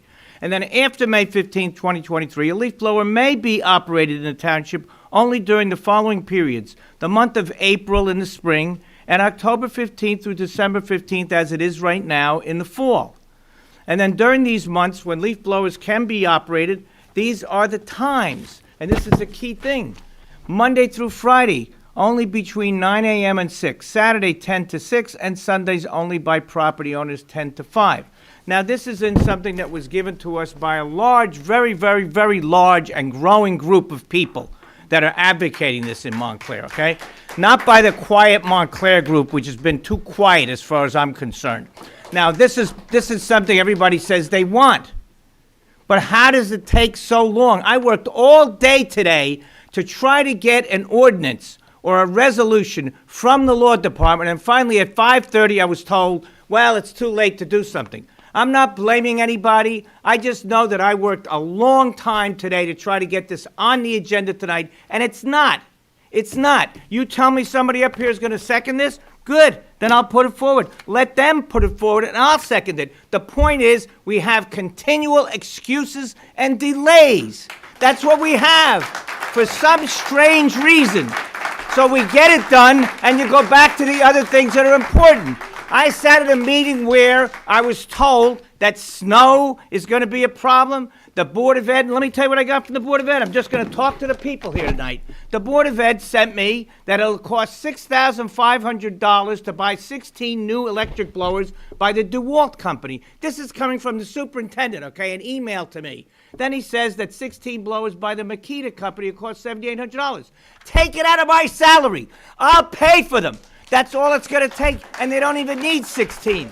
Now, for us, our Public Works Director told us there's 10 companies, okay? The best one really is Crest, and Crest doesn't really exist right now. They're in Europe. But the company that really has the batteries is Ego. And these things are not going to cost as much as you think. But let me tell you, if it's going to cost $6,000 or $5,000 or $10,000, take it out of my salary. Or these folks that have been advocating have offered to pay for them. The public is offering to pay for them. So what is this excuse? What is the excuse? Right here, they got him right here.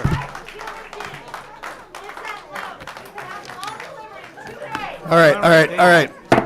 We have to get the order back in order. We have to get the meeting go back to the in gallery. order. Well, that's actually what they're called under the definitions, but okay. Thank you. Yeah, thank you. Please, next. Got that off my chest tonight.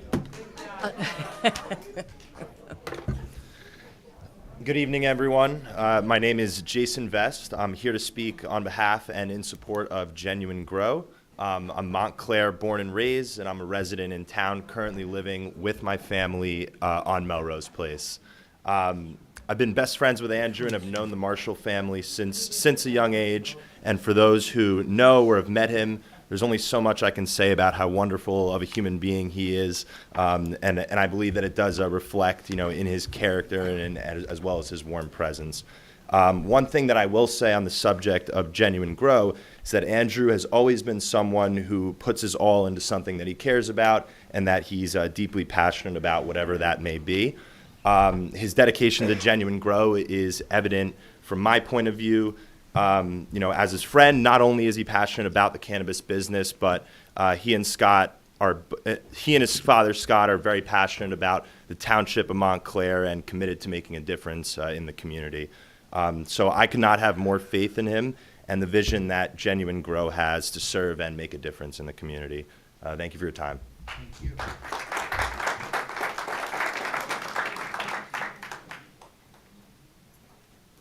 Hi, I'm Christina Thomas, and we all know that when you want to rush something through, Peter, you can, and you have. You did with the ordinance. On February 7th, 2023, the Township Council voted to terminate the services of Township Manager Timothy Stafford effective May 7th, 2023. On March 21st, 2023, the Township Council voted to terminate the services of Acting Township Attorney Paul Burr effective May 31st, 2023. What, if anything, has the Township Council done to effectuate these votes? Has a formal letter been sent to Mr. Stafford advising him of his termination? Will the council obey the law and pay Mr. Stafford no more and no less than the 90-day severance as allowed by the published New Jersey appellate court decision, which is binding on you? Will the council release the final termination letter, including all financial terms, to the public?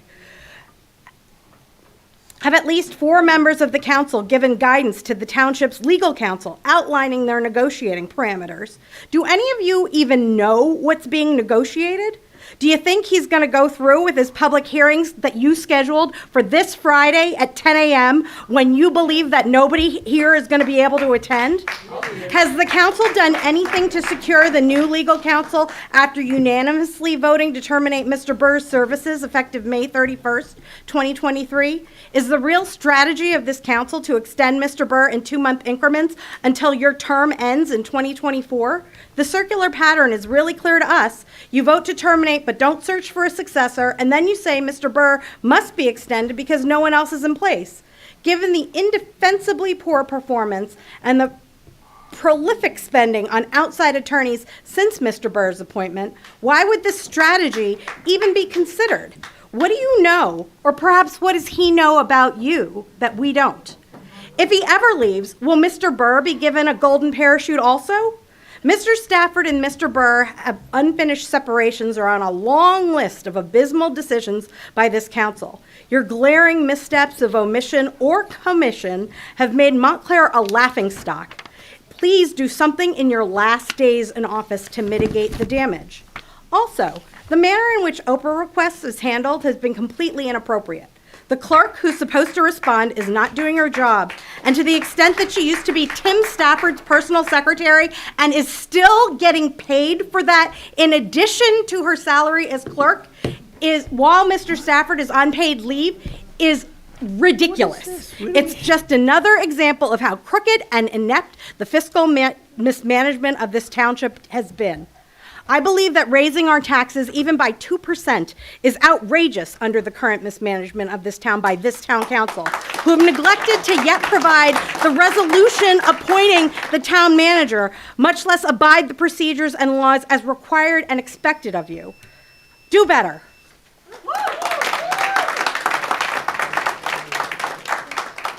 Hi, Eric D'Amato, 25 Norwood. I'm just going to actually quickly read, I think people have done it before, from that piece of case law, Corelli versus Borough of Caldwell. It says N.J.S.A. 48-9-183-138 plainly states that when adopting a resolution that immediately removes an administrator, the municipality shall pay the administrator any unpaid salary and the administrator's salary, quote, for the next 3 calendar months, unquote, following removal, the resolution's adoption. That provision preempts the ability of a municipality to provide by contract some more lucrative severance package for an outgoing administrator. It is as clear as day. So I think you guys are wrapped up in so many lawsuits, we can't keep track of them. Do not create more by breaking this law because people will sue you. I will sue you. I don't want to do that. So just do the right thing, okay? Thank you.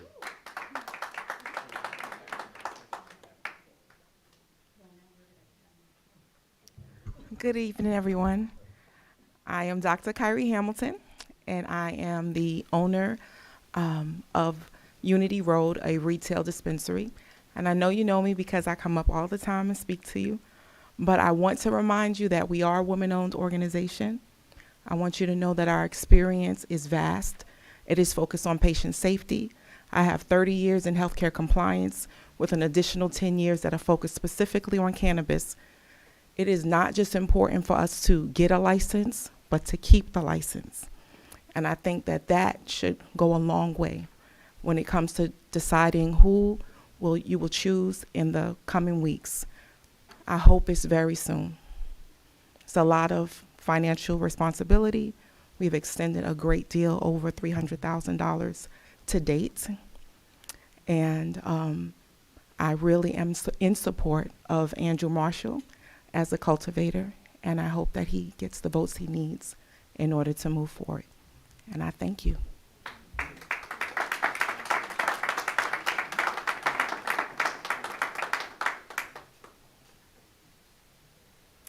Johanna Coxeter, Lincoln Street in the South End. And I would love to have an ordinance brought up about the gas-powered leaf blowers. I personally don't care when it starts, I just want it to move along. I know a lot of people here want it to be sooner. What about October 15th? Is 5.5 months enough time to research and procure electric leaf blowers? I hope it is, and I thank you for your time.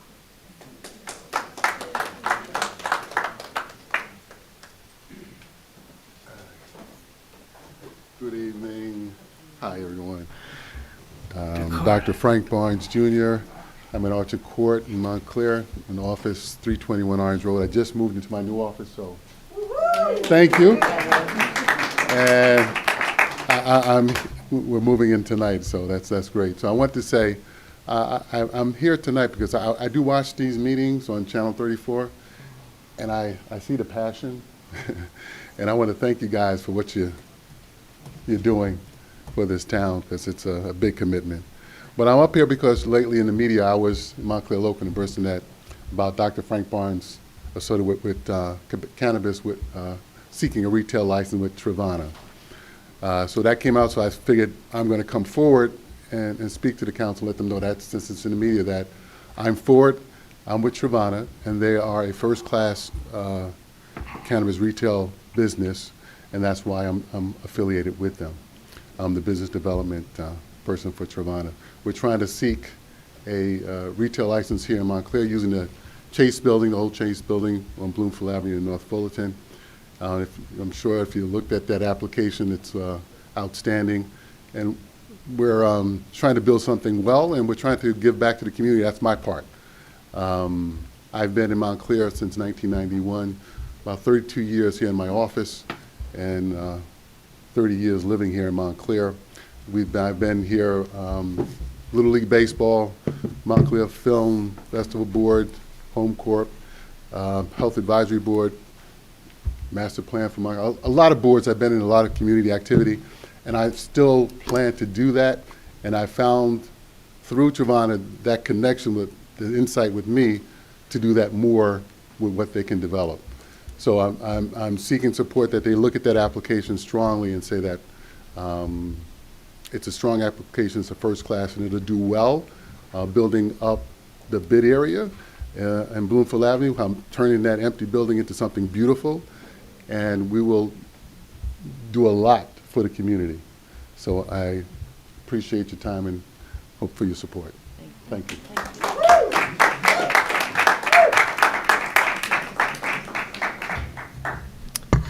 Hi, my name is Eileen Birmingham. I'm here tonight again about the firefighters exam, and I've been thinking about why it matters so much to me. And I just have memories. I think I've told you my father was a police officer, and I just have such clear memories of when a promotional exam would be announced and how critical, even as a child, I recognized that it was. And, you know, everything in my household would stop. Vacations were canceled. Noise was not allowed. I think my sisters will tell you, if my father was studying for the exam, you know, it was that important. And I recognize that you have a really difficult task because there is no easy fix. The exam was really messed up, and you cannot fix it easily, and there has been a lot of damage done, and I think, unfortunately, the damage to the fire department will be around for years. And I just want to say it's not any slight to any individual firefighter, but a fire department is a really important community asset, and assets need to be well managed. And I think we have a lot of evidence right now that our fire department, frankly, is not being well managed. And I think you need to look at that really carefully. And with that, I'm going to continue to read from this lawsuit because even though I'd been following this for a while, I was astonished by what I read and how unfair and arbitrary this exam was. So seniority had been a criterion in the MFD 2010 promotional exams, as it had been upon information and belief in every prior MFD promotional examination. Defendants' 2010 promotional tests had awarded candidates 0.2 points for each year of service, with a maximum of 5 points for 25 years of service. Nonetheless, Stafford announced the Montclair defendants had removed seniority as criterion in June 2021 and did not disclose an express reason for the change. As set forth in detail below, as the Montclair defendants knew, removing seniority as a criterion would disfavor plaintiffs and other black firefighters and would benefit the white candidates for promotion. Given the absence of any explanation or rationale for eliminating seniority, it is clear that the Montclair defendants removed seniority as a criterion for the MFD 2021 promotional exams with the intent to discriminate against black MFD promotion candidates. And I want to just pause to say, per the law, it is not intention to discriminate that matters, it is the impact. It is a discriminatory impact, and unless it had a clear business reason, which none of this test had, these things that he did, I think it's very clear that it had a discriminatory impact. To continue. Nope, oh, I'll pass it on.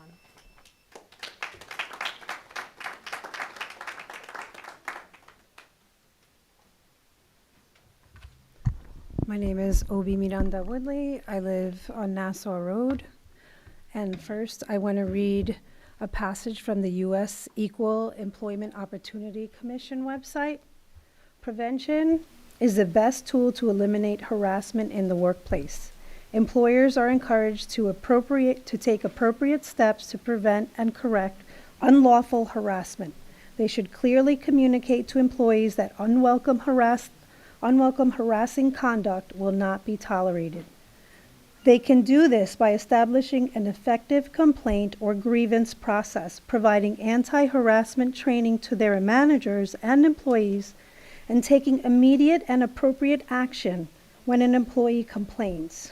Employers should strive to create an environment in which employees feel free to raise concerns and are confident that those concerns will be addressed.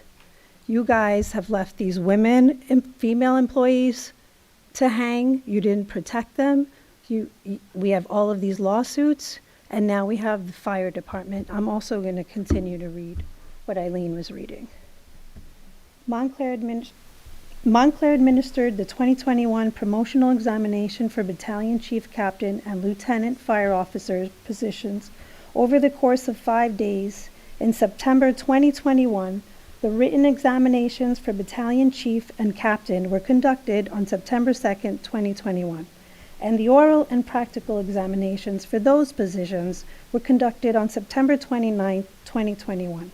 The written examination for lieutenant was conducted on September 3rd, 2021, and the oral practical examination for that position were conducted on September 27th and 28th, 2021. RMA was responsible for scoring all of the written, oral, and practical sections of the examination. Upon information and belief, RMA completed scoring all the MFD promotional candidates exams within 2 weeks and administering the final practical examinations on September 29, 2021. The examinations results were delivered to defendants on or about October 15, 2021. Defendants Herman, Stafford, and Matthews then spent an additional 2 weeks scoring each promotion candidate's job performance history before releasing the final scores. Defendants had full access to the personnel files and training files used to score these sections during this 2-week period. The Montclair defendants also had access to the candidates' recent written, oral, and practical exam scores and thus knew the point difference between the black candidates and their main competitors. Chief Herman, Stafford, and Matthews selectively and improperly used information from MFD promotion candidates' personnel files in the job performance history evaluation process to lower the scores of plaintiffs and other black MFD promotion candidates and reduce their opportunities for promotion. Do better. Black Lives Matter! Black Lives Matter. Hi, I'm Mike Sommer, 48 South Park Street. I'm relatively new in Montclair. I've been coming to some meetings once in a while. I'll have to say it is mind-boggling what's going on here. Nothing gets done. Practically nothing gets done. You know, to paraphrase the old adage, you can fool Montclair most of Montclair some of the time. You can fool all of Montclair some of the time. But this is going on nonstop. There's got to be a day of reckoning. This stuff is going to percolate finally to the vote. So if you guys really took these jobs to do something important for this town, there's still time to do it, but nothing is getting done. This is mind-boggling. Thank you.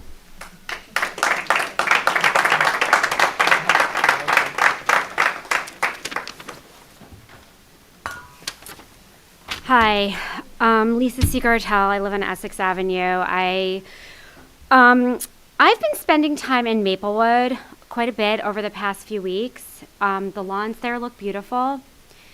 The residents with whom I have spoken are very happy that their landscapers can no longer use gas leaf blowers, and these actually are not residents who fought for the new law there, but they're happy about it. Interestingly, the landscaper fees of my Montclair neighbors are higher and have increased more this year since last versus those of the people with whom I have spoken in Maplewood.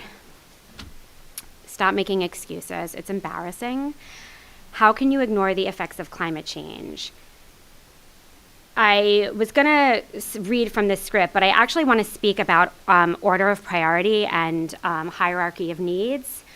So as an epidemiologist and somebody who has quite a bit of a background in public health and formal training in public health, ignoring climate impact actually has a complete downstream effect of a zillion other problems and problems that you actually might think need to be prioritized. This is a quicker fix than many of those other extremely, extremely important problems. As somebody in public health,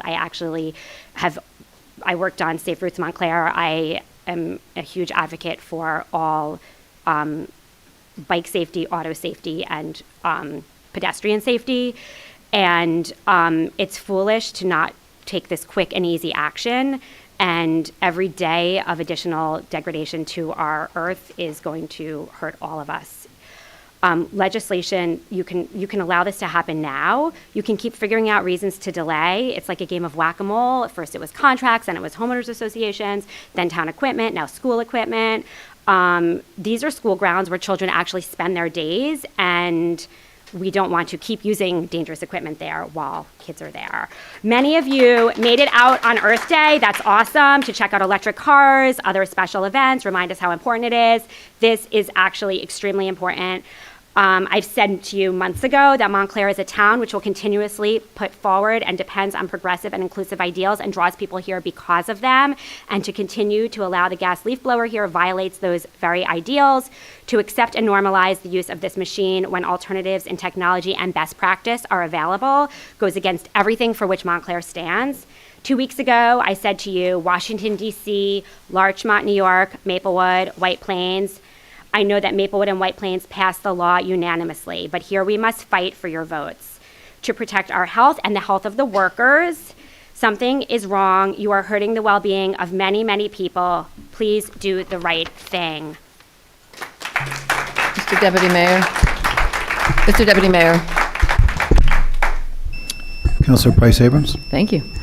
I want to indicate that the season, as we know, that we're in currently runs from March to mid-May, and no one's talking about addressing the problem until after that. We have a meeting that follows that date on May 16th.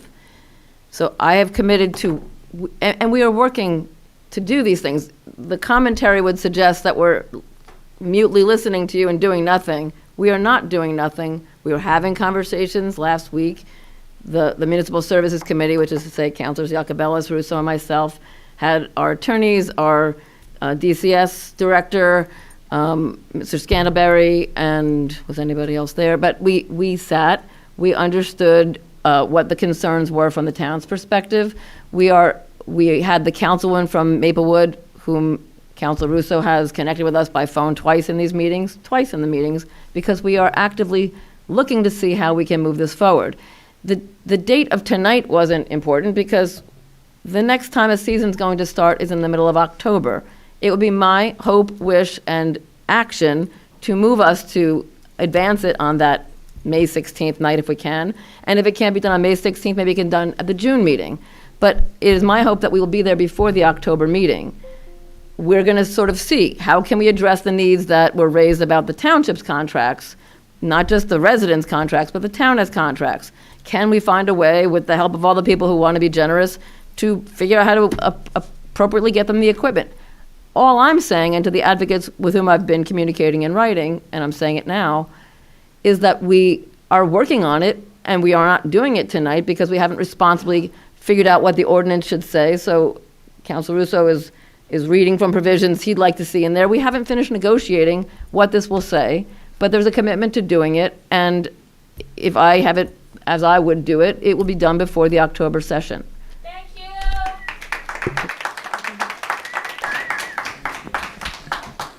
Thank you.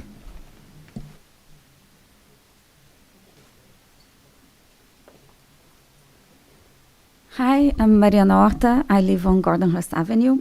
I'm going to read from a different part of the lawsuit because I think folks won't get there, and I have specific questions about this, okay?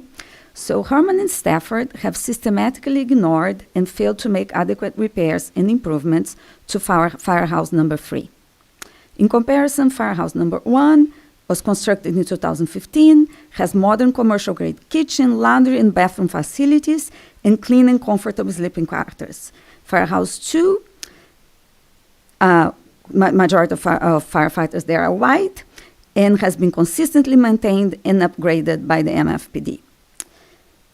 MFPD recently completed a $50,000 renovation of the bathroom facilities there, and it also has a Viking commercial stove, high-quality laundry appliances, and comfortable sleeping quarters. A lot nicer than my house, by the way.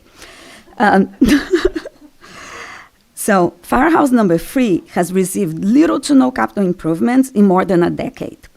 Lead paint was discovered, recently remediated years later. The kitchen and bathroom facilities are at least 20 years old. Well, so are mine. Sleeping quarters are substandard, and the mattress is outdated. Montclair authorized $500,000 of capital improvements for Firehouse Number 3 in 2020.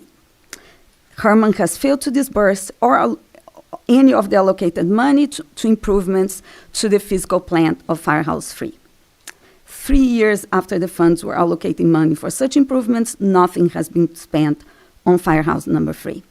Where's the money? That's my question. $500,000? I mean, it's half of what Stafford wants. It's a lot of money for Montclair. Where did it go? Somebody can answer. That's why I thought our finance person was going to be here tonight. She told me she'd be here, right? She's here. She's here. Ms. Rao is Can she answer here. any questions like that? But the finance, it's time. it's unspent. It's still in there. But if Ms. Rao, would you like to speak to that? Okay, thank you.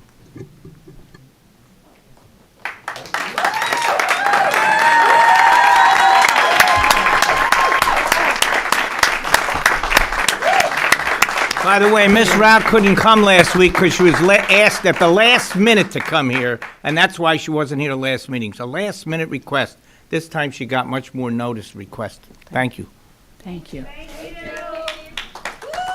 Thank you. We did adopt an ordinance for $500,000 for some structural work for firehouse number 3. And they recently completed preparing specifications to go out for bid, and they did bid it out just last month, I believe. We recently received all the bids and about to award the contract. Yes. Thank you, Ms. Rao. Ms. Rao, I think it's important that you also say that we had to get a specific architect firm that had the understanding of, because that's a historical building. And so we were, because Lori, we went through that before. And one of the things that we're doing, because of the facade and then the internal issues that at that building, it's deemed that we need to have it done. But we did not spend the money. The architect has now delivered some steps, and I think we're about to hopefully get that done soon. But the issue of where's the money is still here and available, it just hasn't been used. But nobody's pocketed it or hidden it or anything, correct? That's correct. About between $20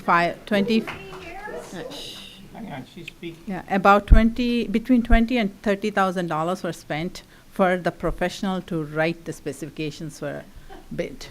And Correct. the bid is going to be awarded soon. We received proposals, various proposals, roughly from $260,000 to $1.5 million. So we are going to pick the lowest responsible and responsive bidder and going to award the contract soon, probably next meeting. Thank you, Maja. Thank you, Ms. Rao. So happy I had an easy question for a change. So, councilors, I wonder whether you plan to use your investigative powers, to start a forensic audit of the fire department.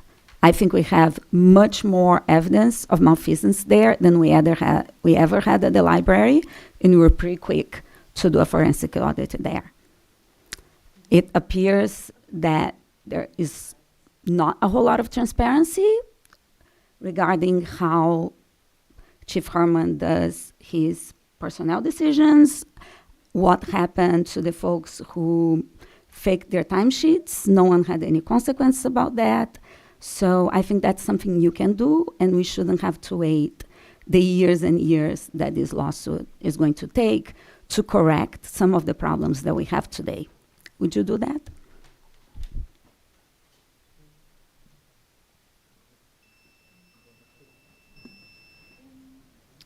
Thank you. If I can, Mr. Deputy Mayor. Thank you. I don't want, Ms. Rao, I don't want you to have to come back up again, but I would say the difference too between the library and the fire department is the entire budget's managed by Ms. Rao and our finance department here in Town Hall. So do you want to speak to the internal audit procedures, Ms. Rao? In terms of how often the firefighter, just the internal audit, oh, that's good, you could have a microphone to your seat.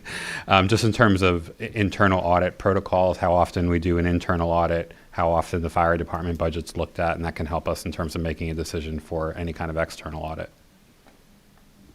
The independent internal outside audit is done. Can't hear you. Okay. The independent outside audit is conducted every year as it is the statute. As far as internal audit is concerned, it's the fire department basically. I review, and a finance department reviews the purchases, whatever they purchase, but salaries are paid through the finance department, but the times and their attendance is all managed by the fire department. Thank you.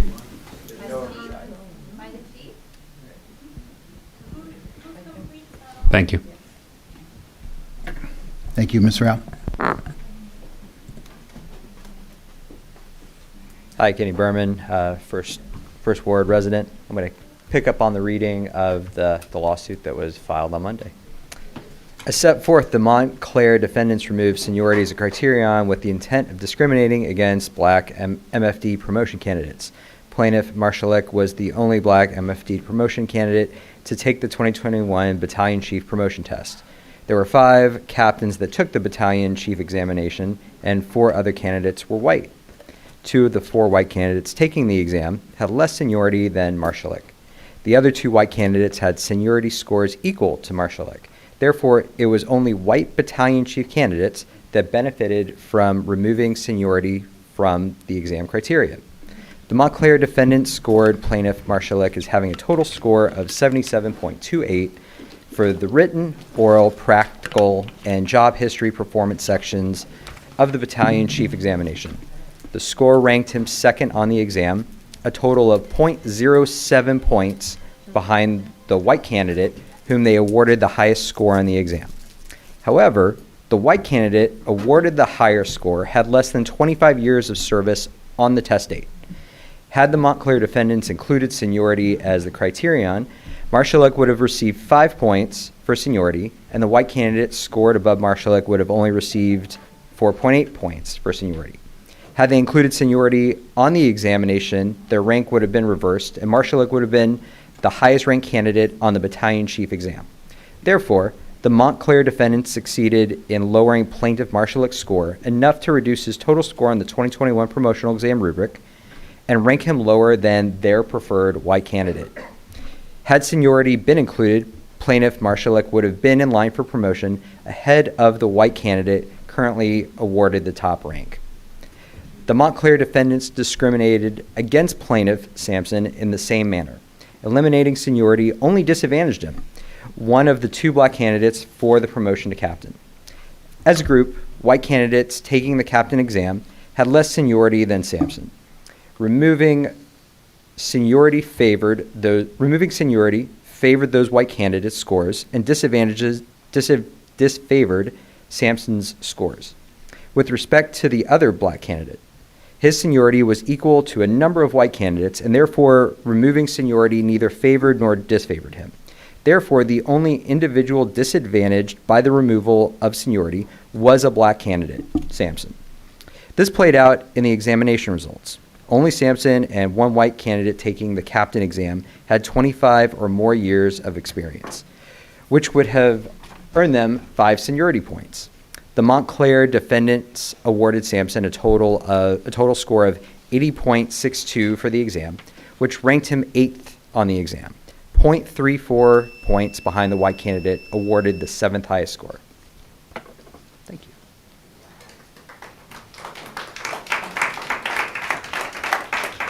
Hi, good evening.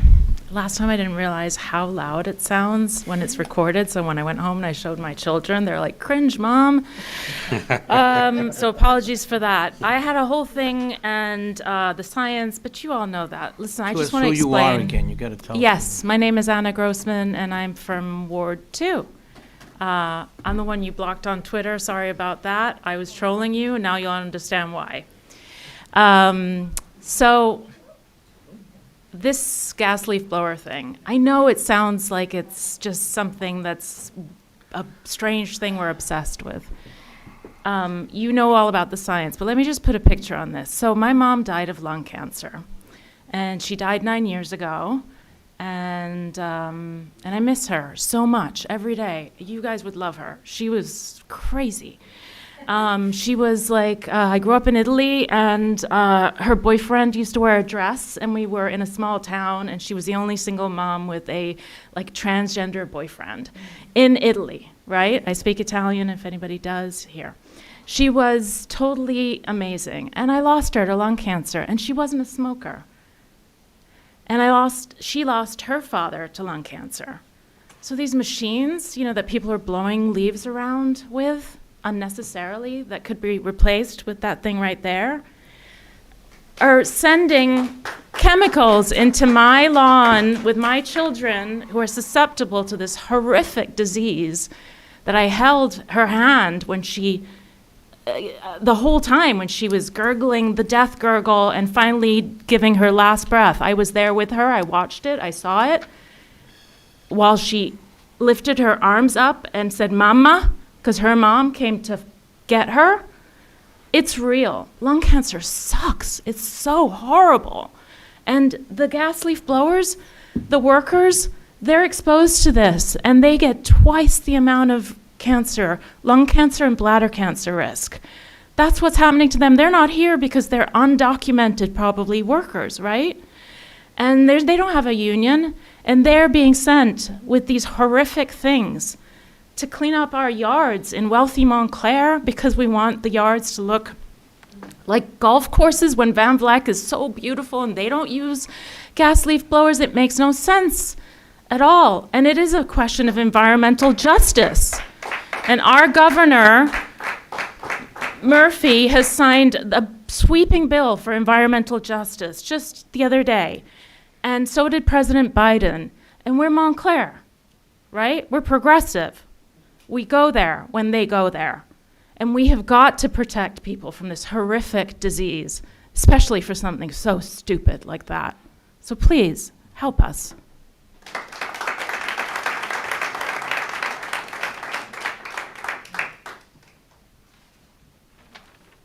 Good evening. My name is Yana Robbins, and I live on Park Street. First of all, I'm really disappointed to hear that the health of our community and the workers was called not a priority tonight. That's just really shocking to hear. I have a couple of questions. First of all, I wanted to ask Councilor Iacobellis, can you please clarify the connection you made tonight between snow blowers and gas leaf blowers? That's number one. Number two, will you support the full end of gas leaf blowers in Montclair prior to October 15th this year? And if all of you can raise your hand if you support it as well by October 15th. Please, can you do that tonight? Can you raise your hands? Please. 1, 2, 3. Can we, Madam Clerk, can we pause her time so that I could answer? I would like to answer the question. What I was saying earlier was a lot of commercial entities, residential, like apartment buildings, complexes, have contracts with landscaping companies that also provide the snow removal services. So what I was speaking about was the services. So in one instance, I've had a company say to me, if we pass this law, they're going to pull out of Montclair completely, and therefore they wouldn't be not just providing the landscaping services, but they also wouldn't be providing the snow removal services. So that's what I was saying before. I'm not suggesting that I believe that or that's going to be something that sways my vote, but it is a thing that gives me pause to just want to ask more questions. So I'm not there yet on October 15th. Again, as I've said from when I ran for office and for 3 years, go back and look at any of my town halls where I've always said a 1-year phase in, because I don't think we as a government, this is no offense to anybody up here, we don't do a good job communicating when the law changes to the people in this town. We just don't do a good job of that at all. Ask anybody in terms of rent control. Most tenants in this town don't know that we have rent control. Right, so this idea that we're going to be able to widely communicate to 15,000 households that there's been a change that can affect them, I don't have confidence in our ability to do that. So I want to make sure, I'm not against banning them before October 15th. I just want to make sure we can do it right and that we can communicate properly to everybody that would be affected, and services wouldn't disappear from the town, or costs wouldn't go up dramatically for people who couldn't afford them. Because even though we say, and I agree with this, there's a behavioral change that's necessary when it comes to lawn maintenance, there's no solution in terms of snow removal, right? So if those contracts go away, that's what I'm nervous about. So again, I just need more time to get there, to be educated. You've been trying this for 3 years. What are you waiting for? It's going to be another 6 months, another year, another 2. I understand. We have to just make a stop to it and just make a date. October 15th, please. Yep, I understand. Let's set a date. I understand. So to answer your question, I'm not there yet, but very close. Thank you.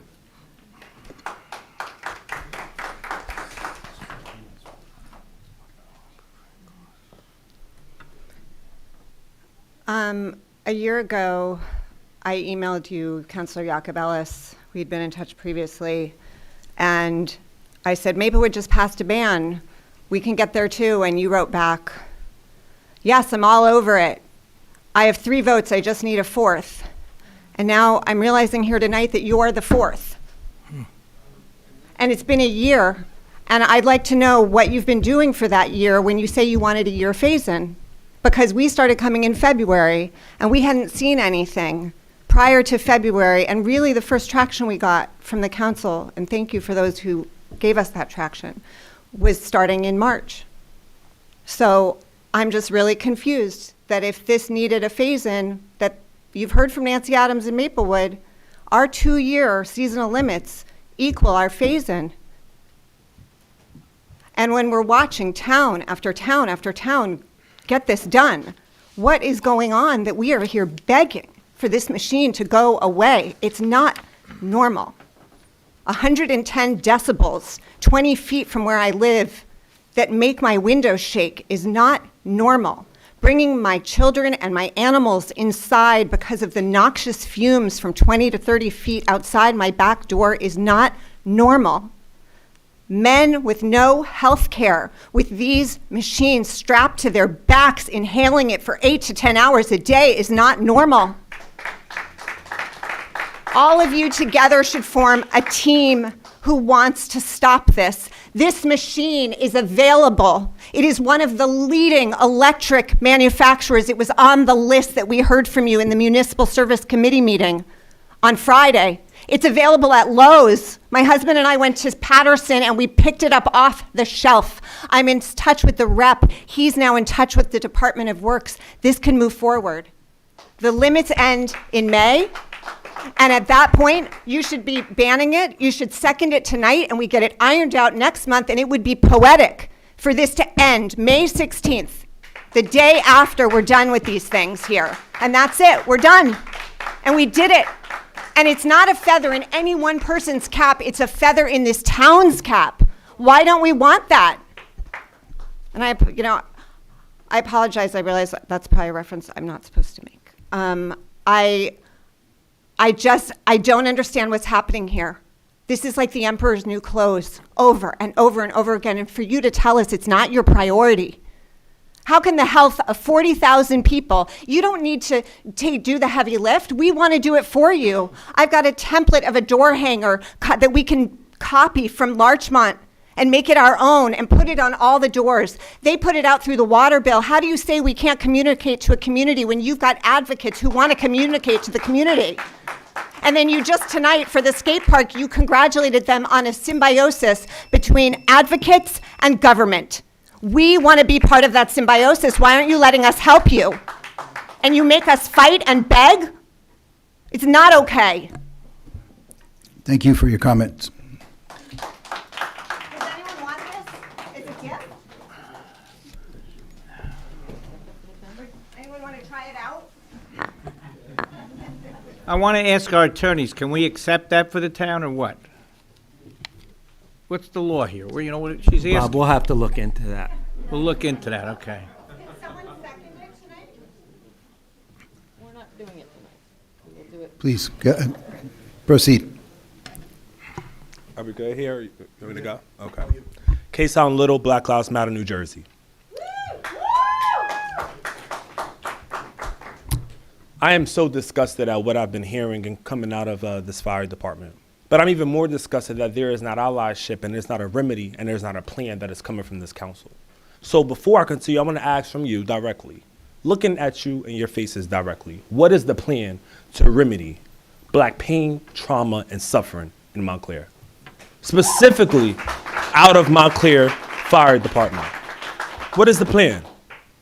Because here we have a fire chief who seems to be the problem, who was given over $500,000 to help kind of renovate and address and remedy some of the issues, but yeah, where's that money going? His own son was promoted over officers, African-American officers who had the qualifications and experience, but yet, why was that not? Why? We are demanding, we're not asking anymore. This is a demand, and this time demands our actions. This time demands us to You know, it's a saying, in order for us to get to tomorrow, we must fight today. And nothing we gain comes without a fight. And we are still up for a good fight. We will always be up for a good fight. But my question to you is, you're in a governing body. You were elected to serve the people's best interests. So how are you remedying this going forward? Would anybody like to answer that? Does anybody have a solution as to what's coming out of the fire department that is racist and that is harmful, harmfully inflicting African-American firefighters in the city? Do you have an answer? Do anybody have a plan in place that is going to help address this? If you don't, say you do not. Stand up and say, no, I do not have a plan, but I'm interested in learning from the community, those that are directly impacted by racism. I'd like to just say, when you just gave us that. Please pause my time, sir, if you're interrupting. Can you just pause my time and then you can speak? I would like to reclaim it, so you can go ahead and speak. When you said, we're interested, I don't know what to do. Okay. I don't know what to do.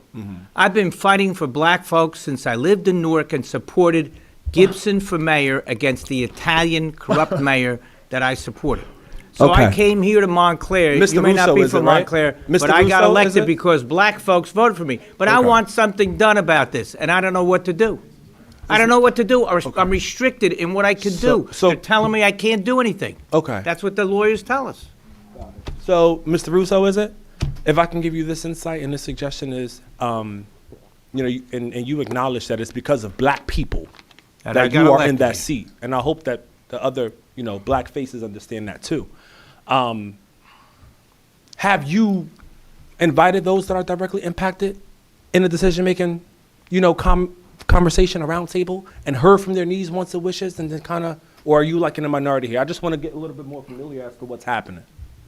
Well, people all know what's going on here. I'm like the minority of the minority here Got in it. town. The Got point it. is that Got it. I can't get anything done Got it. because I'm not supposed to talk to employees. Got it. I'm not supposed to talk That's to the this problem. one, that one. The manager runs everything. For legal and this rights, is a, yeah. a situation we're in It's because the disgusting. former manager who told me I'm violating the Faulkner Act, he violated a lot of things himself. Now I'm going to get in more trouble because I said that, right? The point is that I can't do anything I want to do. I don't know you. You don't know me. I've been fighting all my life against these injustices, okay? My wife will tell you. That's all I do since Got it. Kennedy was president when I was a kid. And it is I my can't hope- do anything here. And it is my hope that those that have privilege do the same, if not do more. Do more to help and aid in black people's defense. You know why? Because black people in this country don't have privilege. We don't have the luxury of jogging at night like in cities like Montclair and Clark and Cranford, right? Without having to face some type of harmful infliction.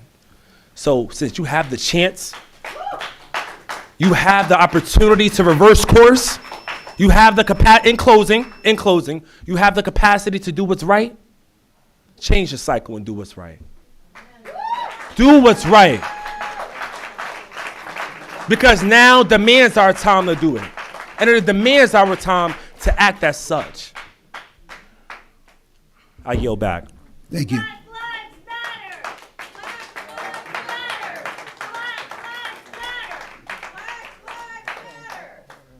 Good evening.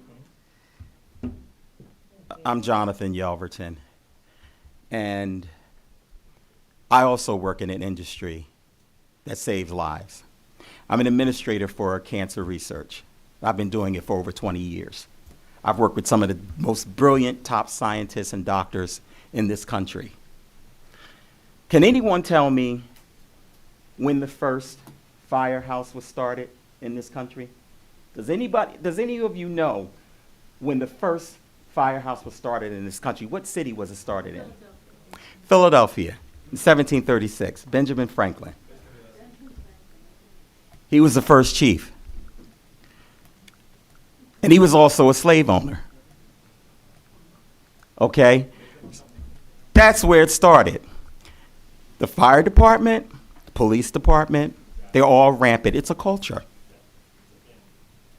Keechant Souls, the police commissioner of New York, spoke yesterday at the graduating class of 500 new police officers. What did she say? It's a family business. It's a culture. Yeah, it's a family business of systemic racism that has continued to plague black employees all over this country, not just in this city. It's horrible when you have someone and you look at them as face value and not look at the talent that they have. These people are hired to save lives, and you hinder them from being promoted for doing their job? How dare you? This is ridiculous. I've been promoted 3 times in my job, and I just worked just as hard as my white counterparts. I work with white people every day. I see it for myself. It's rampant. And you sit there, sir, Mr. Russo, is it? And you say that you don't know what to do? May I offer you a suggestion, sir? There are laws that are in place on the books right now when it comes to internal racism within the fire department. Okay, you can start there. How about that? Great.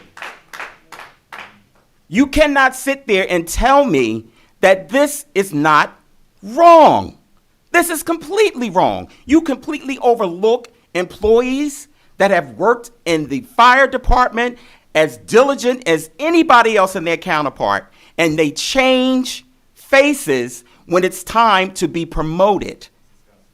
It is absolutely unacceptable. Just like my brother Kason said, this is not a request, this is a demand. And this is happening too often, not just in the fire department, but in every public service office. It is ridiculous. That's why I chose not to work in public service. And I'm from Philadelphia. It's sad. I could contribute a lot to public service. But because of my skin color, it prohibits that. That's why. The culture and the syndrome. It is absolutely ridiculous. It's a shame. I'm going to have to, you had your 3 minutes, but. Thank you. Thank you, sir. Appreciate your comments.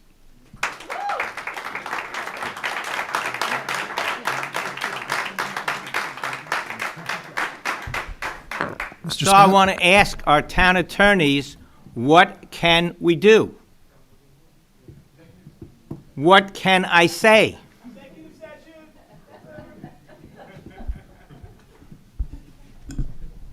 I don't understand the question. I don't understand the question. When you mean, what can you say and what can you do? What if I wanted to say, I don't like the reports that we got?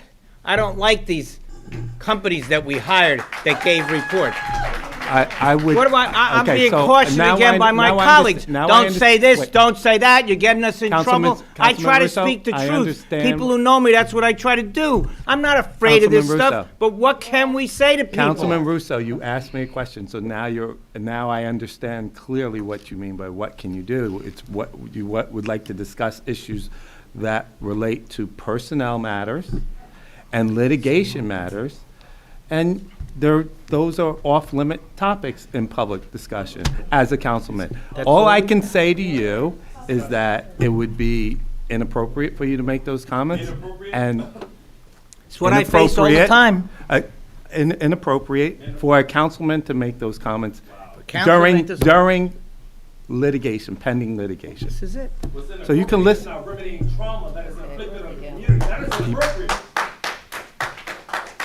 Thank you.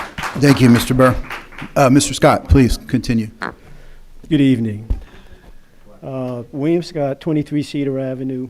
I'm the co-chair of the, former co-chair of the Montclair Housing Commission, chair of the Montclair NAACP Housing Committee, chair of the Montclair Rent Control Board. And first, I would like to support Mr. Marshall and Mr. Payne's offer to do business in the Township of Montclair. They have been honest, transparent, committed to do additional services in the community. Mr. Marshall indicated that he would be contributing $15,000, if not more, on an annual basis to the Affordable Housing Trust Fund, a first in Montclair, by the way. And also, Mr. Payne would be contributing money to the African American Scholarship Fund, which is in badly needed funding, but to have consistent funding is something that no other organization has committed to as it relates to the cannabis industry. And I'm not here to disparage any of the other applicants. I think that they're well-tensioned, but I do support the two organizations that I just previously announced. Again, the rent control ordinance was supported by the following committees, organizations, and houses of worship. The former Fourth Ward Councilwoman Renee Baskerville, Mayor Spiller, and all the council members that did vote for the rent control ordinance. I commend you for supporting that. And we're on the anniversary of that ordinance. That's why I'm making this statement.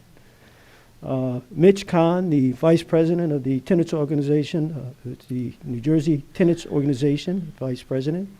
Joan Pransky was the legal support for the negotiating through that process. And Ms. Pransky gave hundreds of free hours to iron out and hammer out a fair rent control ordinance.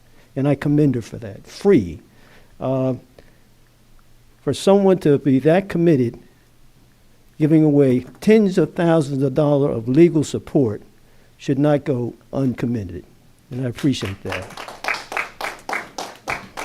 Should not Also go wanna uncompensated. We should compensate her. Well, let me finish my 3 minutes, Mr. Russo, and we can talk about that too.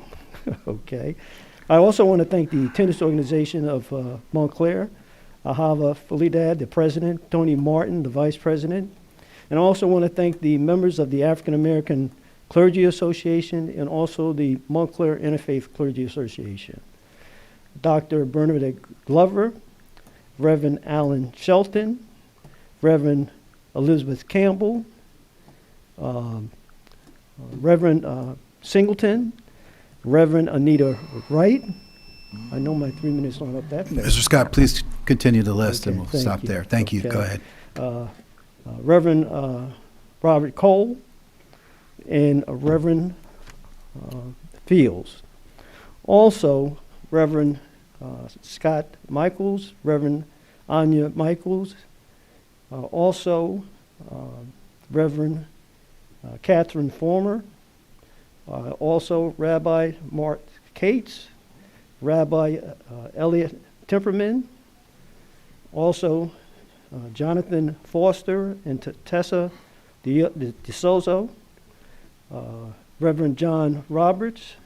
And I also want to thank the Montclair citizens for rent control, Dave Sellers, Betsy Telsler, Louisa Hackett, Gillian Eagle, also the Montclair Home Owners Committee, Ms. Essler, and also the members of the Montclair Senior Housing Action Committee, Donna Ward, Frank Philpond, and all the members of that organization.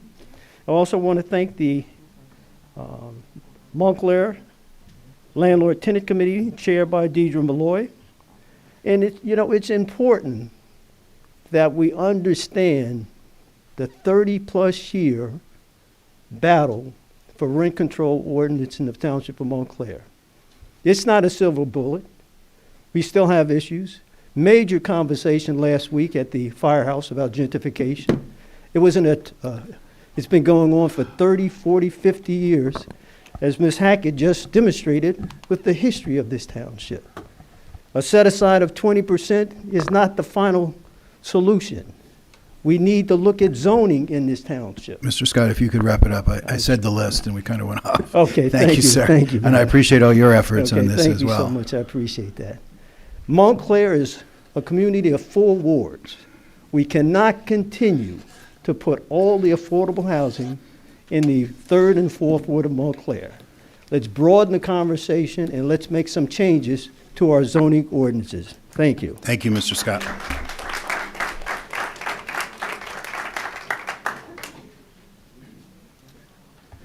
Good evening. I'm Michael Polo. I live at 47 Pleasant Avenue. I am another voice advocating for a ban of gas-powered leaf blowers. We need to give our landscaping companies a message that we're not coming for all of their power tools, just the loudest and most obnoxious of the bunch. It's conversion to electric blowers. I don't hear much conversation about the economics of conversion, but they're very favorable. That you get a quick return on your investment with a gas blower, with a electric blower, because you're not spending money on gas anymore. The power output, the battery longevity, the prices are all competitive with gas-powered models. Husqvarna, DeWalt, Stihl, all have electric models priced anywhere between $300 and $700. Company vehicles can be accessorized with multiple battery packs, high-speed charges, so that performance is really a weak argument against conversion. It's not rocket science, and battery technology is improving all the time. Electric conversion is happening in cars, appliances, stovetops. Why not these blowhard machines? Given the noise pollution, the air pollution, the low cost of conversion, improved battery performance, what earthly reason is there to continue doing this? We change. We've ended the use of plastic bags, of styrofoam. We recycle. We dispose of hazardous materials responsibly. We stop smoking indoors. We pick up dog poop. Why can't we do this? We already had the legal authority and legal precedent. It's an authority that's already been challenged and upheld in court. What's stopping us? It's high time to advance this electrification to cut down on the greenhouse gases and retire our dependence on a technology that was invented. This two-stroke engine was invented somewhere before the advent of the Spanish-American War. And Teddy Roosevelt is the second Teddy Roosevelt references this evening. Thank you. Once more, finally, I ask you to please protect me and my community. Let's protect people, not machines. Let's do it as soon as possible. Thank you. Deputy Mayor. Mr. Cummings? Yeah. I think I've been fairly consistent in why I've not been for the gas blower leaf blower ban from the beginning, which was the fact that we didn't even make it so our own township employees could be afflicted by this ban. And in conversations with the deputy manager and DCS, one of the things I was glad to hear is that we are investigating battery-powered leaf blowers to be implemented. We're looking at our current stock and how many batteries we will need to support the battery-supported leaf blowers. And I think that over time, as Mr. Bianco had mentioned, it's not something that they're prepared to do immediately. We do have contracts with landscapers to do some of our parks that we have to get out of. But at the end of the day, we are headed in that direction. And as some of the residents that I've talked to have said, with Quiet Montclair, I was not really impressed because I just felt like, okay, here comes COVID, you got some leaf blowers outside, and you're upset that it's loud. The conversations we've had over the last 3 months have been strictly on the health of what these leaf blowers can do to people's health. And looking into the further education of that, I have come around to the point where I do feel as though once we are equipped to do what our own staff is ready to do, then I think for me personally, then my support is there. I'm not going to do it to residents. I'm not going to ask residents something that I wouldn't ask for our own staff. And I've been saying that from the very beginning. And I think this ban that we're talking about is something that we need to do thoroughly and look at cohesively to figure out how can we do it right. And so I want to commend those individuals, particularly staff, for also reaching out to the Board of Education to determine what they will need to do. And so those are the conversations that have been happening, and hopefully within a couple of months, we will be able to target a time when we're able to fully implement that. So when you ask us, why not now, for me personally, it's dealing with staff and figuring out when can you guys do it. Now, Mr. Polo's probably the only person from my block who's ever come up here and asked for this. And for me personally, that says something. Do I have a landscaper that cleans my house every week? Yes. Do I like my yard looking like, as some people say, a golf course? Yes. I'm the only one living there, though. My kids are all gone. So what do I have to do, as you said, for the future generation? It's take into consideration what has been discussed and what has been said and act upon that. Now, Mr. Scott, we'll have to figure out what you're going to do. Because if those of you don't know, Mr. Scott has about an acre of land in his backyard that abuts mine, and he's out there on a weekly basis cleaning his yard. And I'm very grateful to that because I like the fact that I see all that greenery and the trees, which, well, let's not, I don't think you clean my yard as much as you do provide some leaf that will prevent runoff of streets. So I think, so again, and I think, without getting into all that, these are very fundamental things. And then on another note, which is outside the purview of this, I will say, this whole conversation about the firemen and where we are with that is a very troubling one. And I personally challenge this council to the fact that when we were faced with a report that was given to us, how we acted. I know how I acted, and I know what my perception was. But as much as you all don't want to hear this, we are facing serious litigation. And I'm not going to put myself at jeopardy, nor this township at jeopardy, just to make you all think I'm down. I know where I stand. The firemen know where I stand. I asked the fire union chief, when we started talking about the money for the fire department, he started sending emails to the council. I asked him, where were these emails when the firefighters were threatening their lawsuit that they felt that they were being discriminated against? Where was the union then? Didn't hear from them. So I think what we are faced with is, as you all know, we'll be here Friday. We're going to hear from someone you all want to hear from. And hopefully over time, we'll get rid of that. But then we got this one coming up. So we're going to be in litigation for years. And all because of some things that unfortunate happened. But again, I take this role seriously. And I'm not going to put myself or others in jeopardy just to appease people to think I got to speak out loudly here in a council meeting.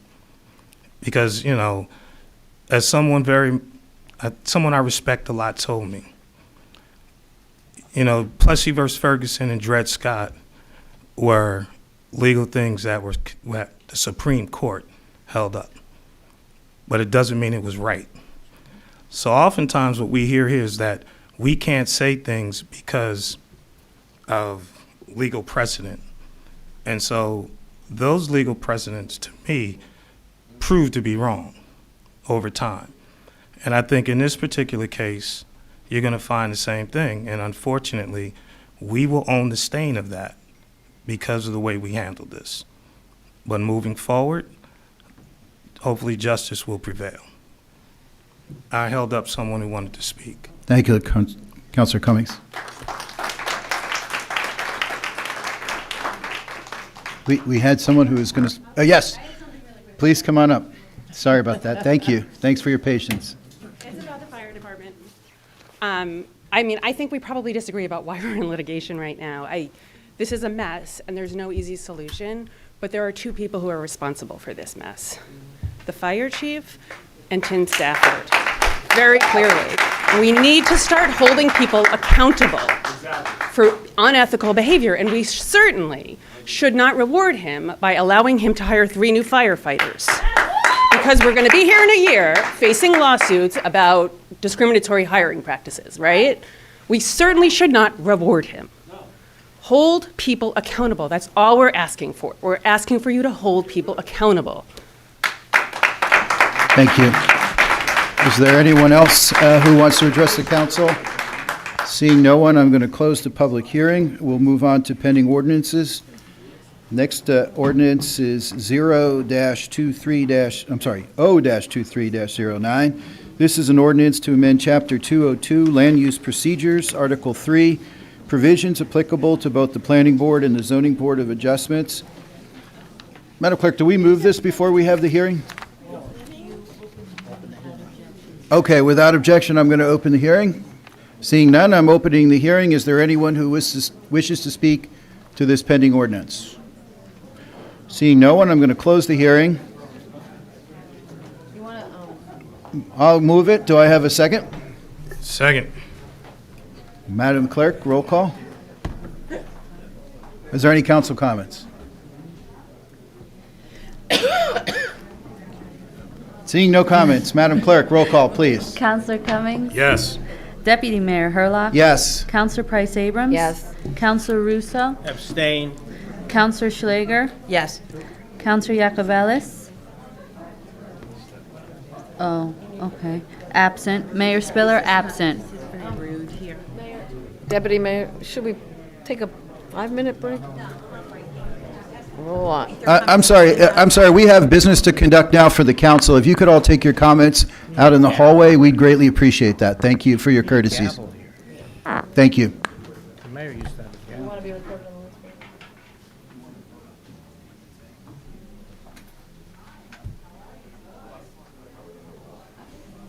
We can do it. We just stopped, so.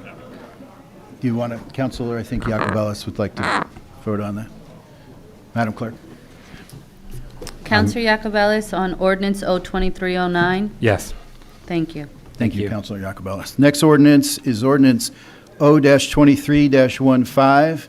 This is an ordinance for adoption of a flood plan management regulations for the township, and I so move. Second? I'm going to open up the hearing for public comment. Is there anyone who wishes to be heard on this ordinance? Yes, sir, please come forward. Thank you.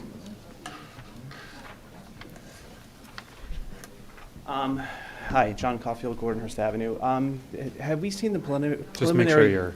Is your mic on? map? Thank Have you. we seen the map on this new flood zone, the flood zone at all? Has anyone seen the map at all? So the thing, it took me a while to wrap my head around this. FEMA wrote this with DEP. It's mandatory. Yes. All 535 municipalities in New Jersey have to adopt this, or we actually lose our ability to participate in the National Flood Insurance Program. So it's one of those things we are just... Yes, I'm kind of... Can't even change a word. I know this very well. My question to you is, do we know if there are going to be any new properties added into the flood zone for residents that might not know that? Because FEMA is insurance, and they need to get houses that aren't necessarily going to flood to bring them into the flood insurance process. I saw this in Hoboken, actually. Do we know if that's going to happen here in Montclair? I would count on it I would think happening, it would. just given so much change in terms of increased precipitation. I would think it would too. More runoff. My concern is that we, as we know, we all pay pretty high property tax to be hit with flood insurance, which goes up every April, and extended a lot of 20%, et cetera. That could be a real hard thing. I know we're forced to do this. I would like to just maybe tamper by looking at the maps just to see. Maybe I'll take a look at the maps. I mean, you're going to pass the ordinance anyway, but just to make sure people know about that. Thank you. Thank you. This is actually a first reading of the ordinance, sir, so you can get the information in the interim, and there'll be a second reading. Oh, no, this is the second. Oh, this is the second reading. I'm sorry. My apologies. It's getting late. I'm tired. Okay, anyone else want to be heard on the pending ordinance? Seeing no one, I'm going to close the hearing. Council comments? Seeing none, Madam Clerk, roll call. Counselor Cummings? Yes, again. Deputy Mayor Herlock? Yes. Counselor Price Abrams? Yes. Counselor Russo? Yes. Counselor Schlager? Yes. Counselor Yacovelis? Yes. Mayor Spiller, absent. Okay, next I'm going to move to the consent agenda. The items with the asterisk, which are 1 through 8 on the consent agenda, will be enacted by one motion. There will be no separate discussion of these items unless requested by a council member to pull any of these. Do council have any that they would like to pull for discussion purposes? Okay. Seeing none, we'll I move do the- have a comment. I'm sorry? I do have a comment. Oh, I'm sorry, Councilman In Cummings, please. regards to, a lot of these with water main breaks, and I think that goes to us really need to take into consideration when we look at our budget, that we look at our infrastructure and moving things quickly so that we can get these roads and improvements done. And I think there's no doubt that with all these water main breaks, that's something we need to really take seriously as we move forward. I couldn't agree with you more, particularly when it comes to water mains, roads, curbs, and infrastructure particularly. Thank you. Anyone else? Seeing no one, I'm going to move items 1 through 8 on the consent agenda. Is there a second? Second? Thank you. Madam Clerk, roll call, because I think there's some money in these, too. Counselor Cummings? Yes. Deputy Mayor Hurlock? Yes. Counselor Russo, I'm sorry. Counselor Price Abrams? Yes. Counselor Russo? Yes. Counselor Schlager? Yes. Counselor Yacovelis? Yes. Mayor Spiller absent. Thank you, Madam Clerk. Next is Resolution R-23-105. This is a resolution rejecting all bids for bid 2307 for the Montclair Public Library ADA bathroom renovation.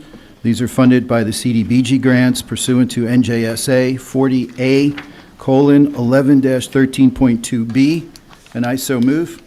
Second. It's been moved and seconded. Is there any comment?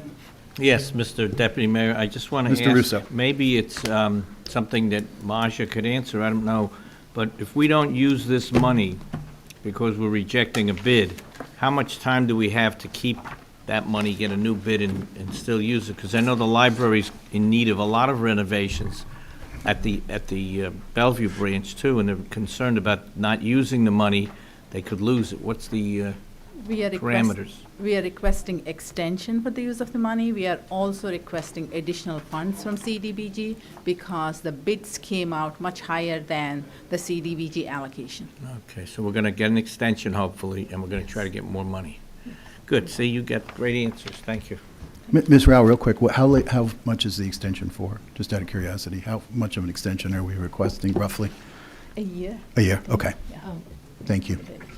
And if I just may. Oh, I'm sorry, No, Ms. no, Price Abrams. just on this note, so we're talking about or almost $15,000 is the over on the lowest bidder on the list. So in other words, would we be able to No, keep, am I it's- misunderstanding yeah, something? I have it. It said the bid proposals received, the lowest of them was $114,900. Right. Out of that, the total CDBG allocation for the project is 100,000. Of the 100,000, 20,000 is going to the architect. So the construction cost is only 80,000 that we are left with. But the bids came out for 114,000. So it's that 14,000. 34,000 higher. 24,000.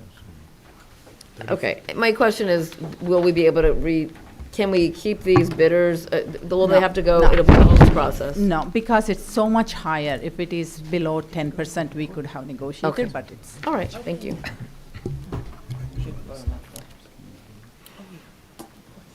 Thank you, Ms. Rao. Any other questions? No? Madam Clerk, roll call, please. Counselor Cummings? Yes. Deputy Mayor Hurlock? Yes. Counselor Price Abrams? Yes. Counselor Russo? Yes. Counselor Schlager? Yes. Counselor Yacovelis? Yes. Mayor Spiller absent. Thank you very much, Madam Clerk. Next is our bills resolution. Councilwoman Schlager, please. Thank you, Deputy Mayor. Whereas invoices against the Township of Montclair in favor of the following persons for the amount set opposite their respective names have been received, duly audited, and found correct. Now therefore be it resolved by the Council of the Township of Montclair in the County of Essex that said invoices be, then they are hereby ordered paid, and that checks be drawn by the Finance Department to the order of such persons for the amounts respectively and hereinafter stated on the computer printout attached hereto and made a part hereof. This bill list is dated April 25th for the year of 2023 for the amount of $13,613,490.70, and I so move. Second. Thank you. It's been moved and seconded. Council, questions, comments, concerns? Anyone have any? No? Okay, seeing none. Madam Clerk, roll call, please. Counselor Cummings? Yes. Deputy Mayor Hurlock? Yes. Counselor Price Abrams? Yes. Counselor Russo? Yes. Counselor Schlager? Yes. Counselor Yacovelis? Yes. Mayor Spiller absent. Thank you, Madam Clerk. Next is a resolution R-23-107. This is a resolution authorizing the award of a conditional Class 1 Category F Cannabis Cultivator license to Genuine Grow LLC, and I so move. Second. It's been moved and seconded. Any discussion? Seeing none. Madam Clerk? Counselor Cummings? Yes. Deputy Mayor Herlock? Yes. Counselor Price Abrams? Yes. Counselor Russo?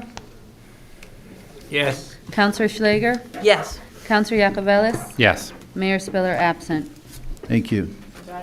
Congratulations.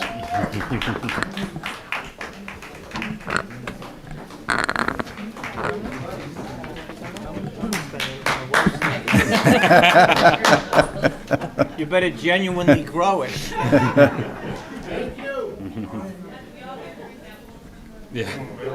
Next, we're going to go around for comments. I'm going to start off with Ms. DeVito, our Assistant Township Attorney.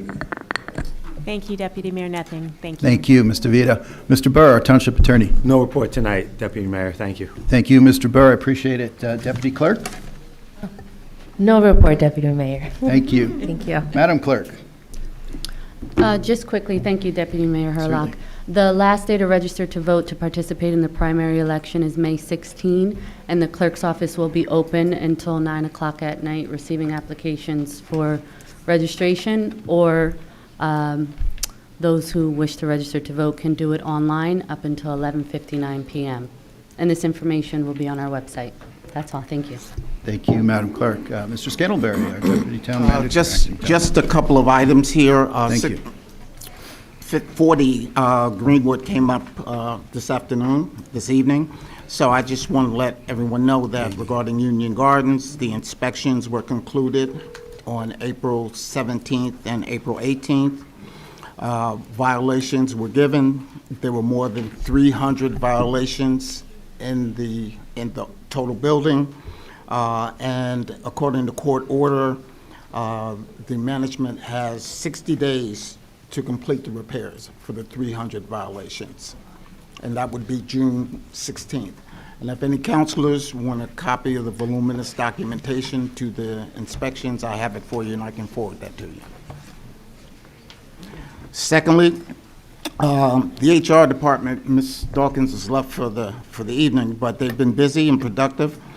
They're putting their focus on attracting top talent for our open positions. She's been successful in filling them.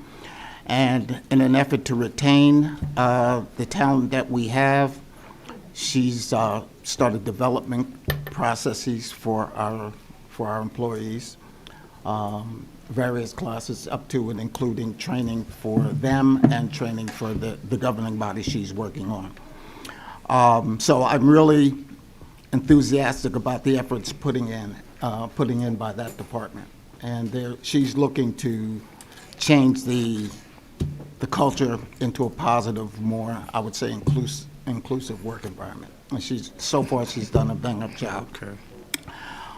We've received a recreational grant for the Essex Park. The grant was for $100,000. I think we received $77,000 for the grant. Thanks to Noberto for seeking that grant for us. We greatly appreciate it. That's the next to the arena. Right. That's next to the arena.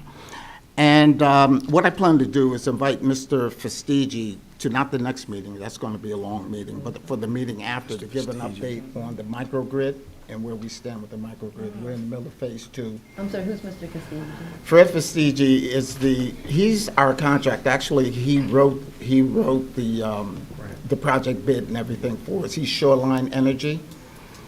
And he's been working, with the BPU on the microgrid. The microgrid, BPU brought that into effect after Sandy, and the question was, how do we keep critical buildings open and that kind of a thing. So I'm going to ask him to come to not the 16th, but the June meeting to give an update on where we are and what his plans are. Okay, that's all I have, sir. I told you quick. You did. You kept your promise. Thank you, and thank you for all the efforts undertaken on your behalf and on the administrative side. I know you filled a lot of positions that were open, and things are moving along. Thank you, Mr. Scantlebury. I'm going to start to my left. Councilwoman Schlager. Sure. Thank you, Deputy Mayor. I'm sorry that the ladies and gentlemen who spoke here tonight and who have been coming here for many, many months regarding the leaf blowers, I think they have gone, and I totally understand that. It's 10 o'clock. But I didn't get to say my little piece, and I would like to do that at this time. I've been sitting here for months listening to these advocates.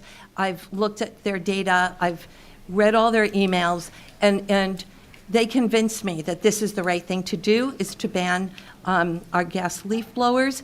I also was extraordinarily impressed by the young woman that came to the council a couple of weeks ago who had a petition. She was a school student in our schools, and she had over 150 signatures on her petition, and that really meant a lot to me and moved me, as did Anna, who spoke tonight, telling us a story of her mother.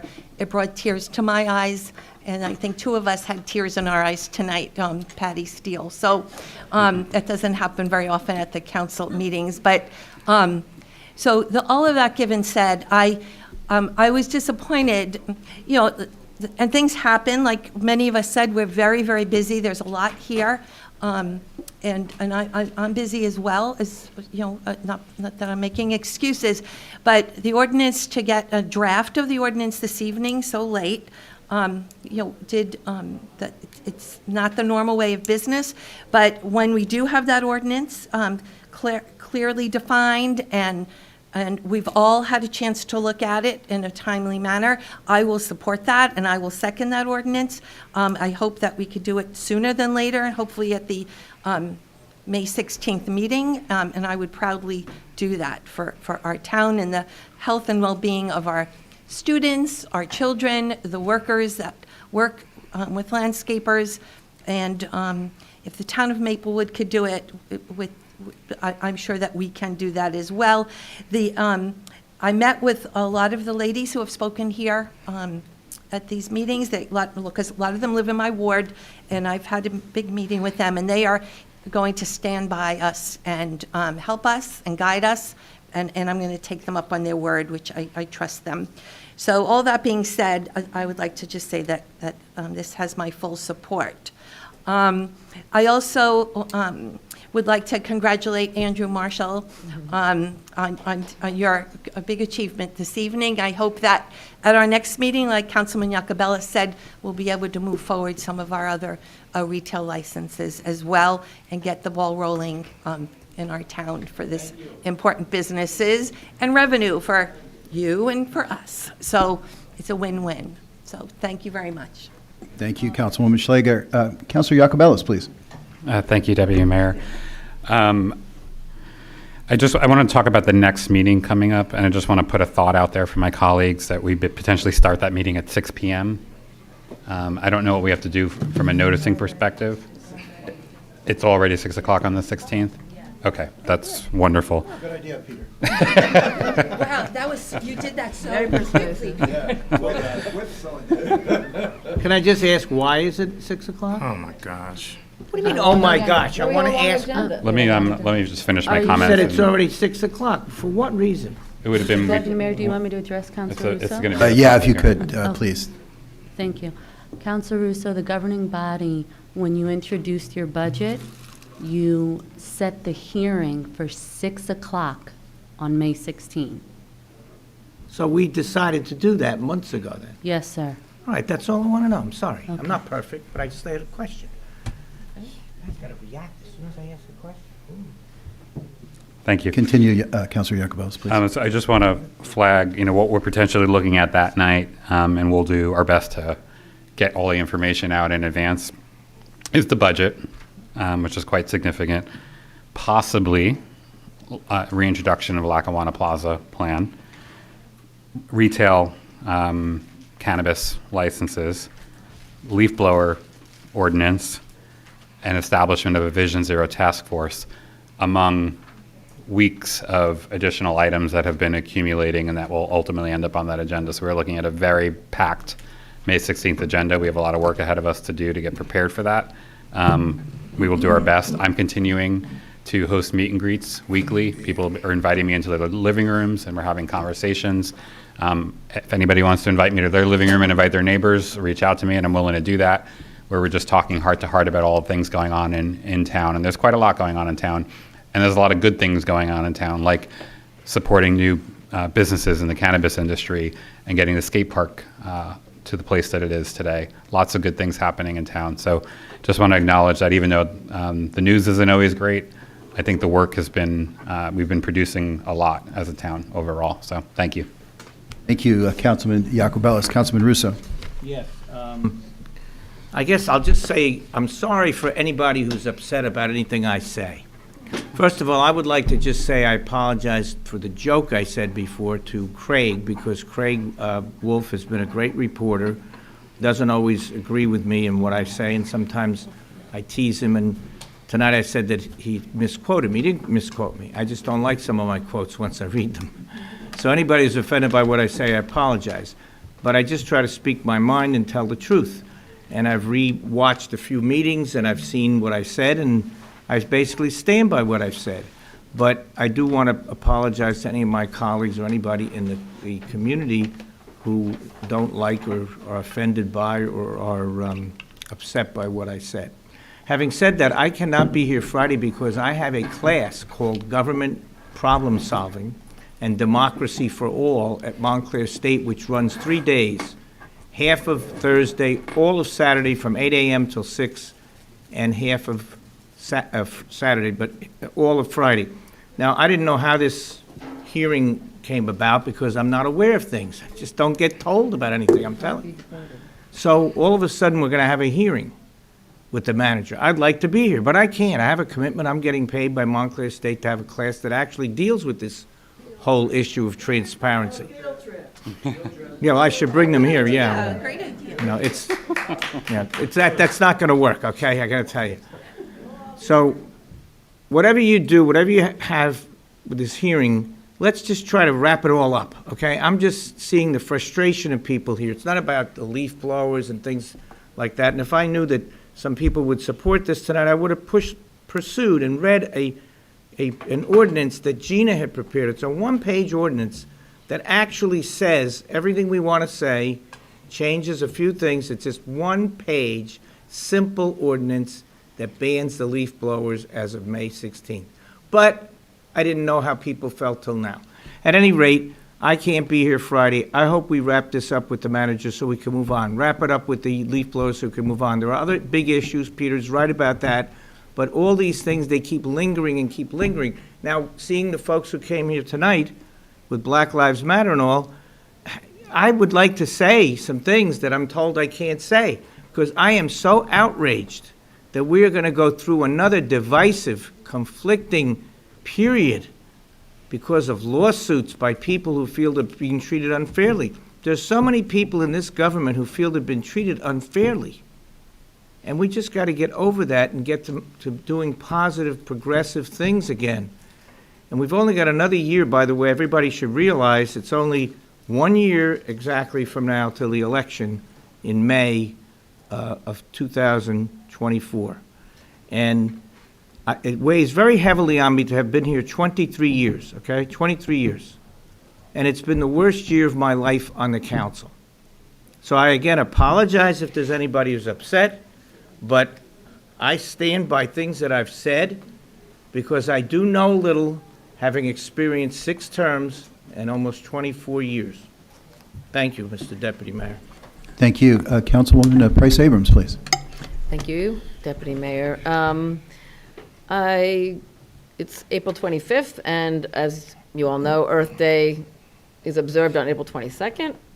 We have several people who have birthdays this month. I happen to have the Earth Day birthday, but it was really, thank you, a delight that coincides because the Northeast Earth Coalition and many of the other environmental groups who are all in kind of coalition sponsored an amazing morning and into the afternoon at Crane Park, and delegations of, teams went out to the area parks and did cleanup, and there was an electric bus, there was music, and it was really just, the best of some of, reviewing and seeing the the native plantings and just the many things that brought community together even in that little space.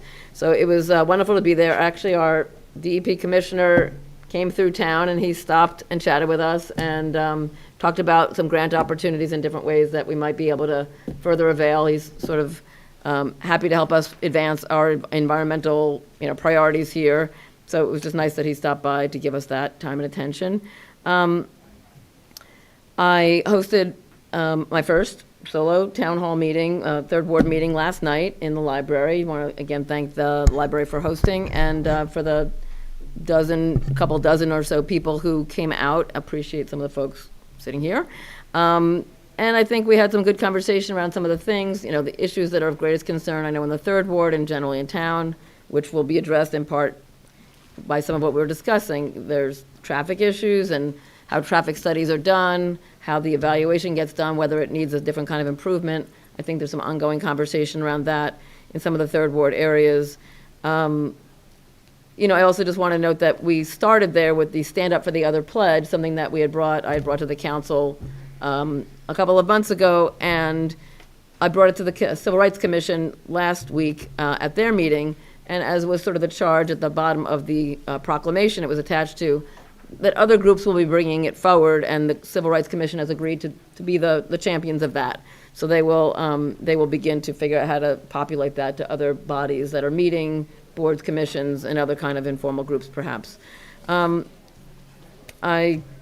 There's lots more going on. I know we are doing a lot more of the meetings that take place behind the scenes to bring things forward. I was saying about the Municipal Services Committee meeting and leaf blowers, among other things that are on our list. And we are really trying to button those up, and we'll be able to move them forward in a timely way. So that's what I have for now. Thank you. Thank you, Councilwoman Price Abrams. Councilor Cummings, please. Thank you, Deputy Mayor.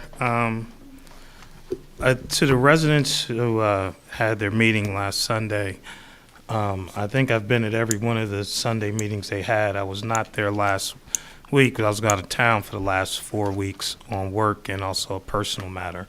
So that's the only reason I was not in attendance at that meeting. And then when it comes to Lackawanna Plaza, I think there's been a lot of discussion about gentrification and things like that. And it struck me, Mr. Wolf actually asked me if he could walk with me around my old neighborhood. And I took him down Mission Street. And the house that I grew up in, well, until I was 5 years old, is now being rented out for $6,000 a month. The house next door to that, 71 Mission Street, was sold for $1.2 million. There's a house on 87 Alexander, which is only up for $1 million. So I think anyone of Mr. Scott's age, and I'm calling him out specifically and not Dr. Baskerville's, would never imagine that a house, I'm giving you, would never imagine that a house on Mission Street will go for more than a house on Alexander Avenue. And that is an example of, I'm not saying gentrification, but that's an example of what happens when development, and this large-scale development around transit villages, come into a particular neighborhood. So we've beat the gentrification has passed, and you can walk the streets and tell by the neighborhoods from a socioeconomic standpoint. And so I just put that out there to just give you an idea of what is happening or what has already happened. And again, I cannot emphasize a house on Mission Street going for $1.2 million and a house on Alexander going for $1 million or being offered for $1 million. That is, Mr. Scott, I wish you could stand up, your 3 minutes up, but you know what I'm saying.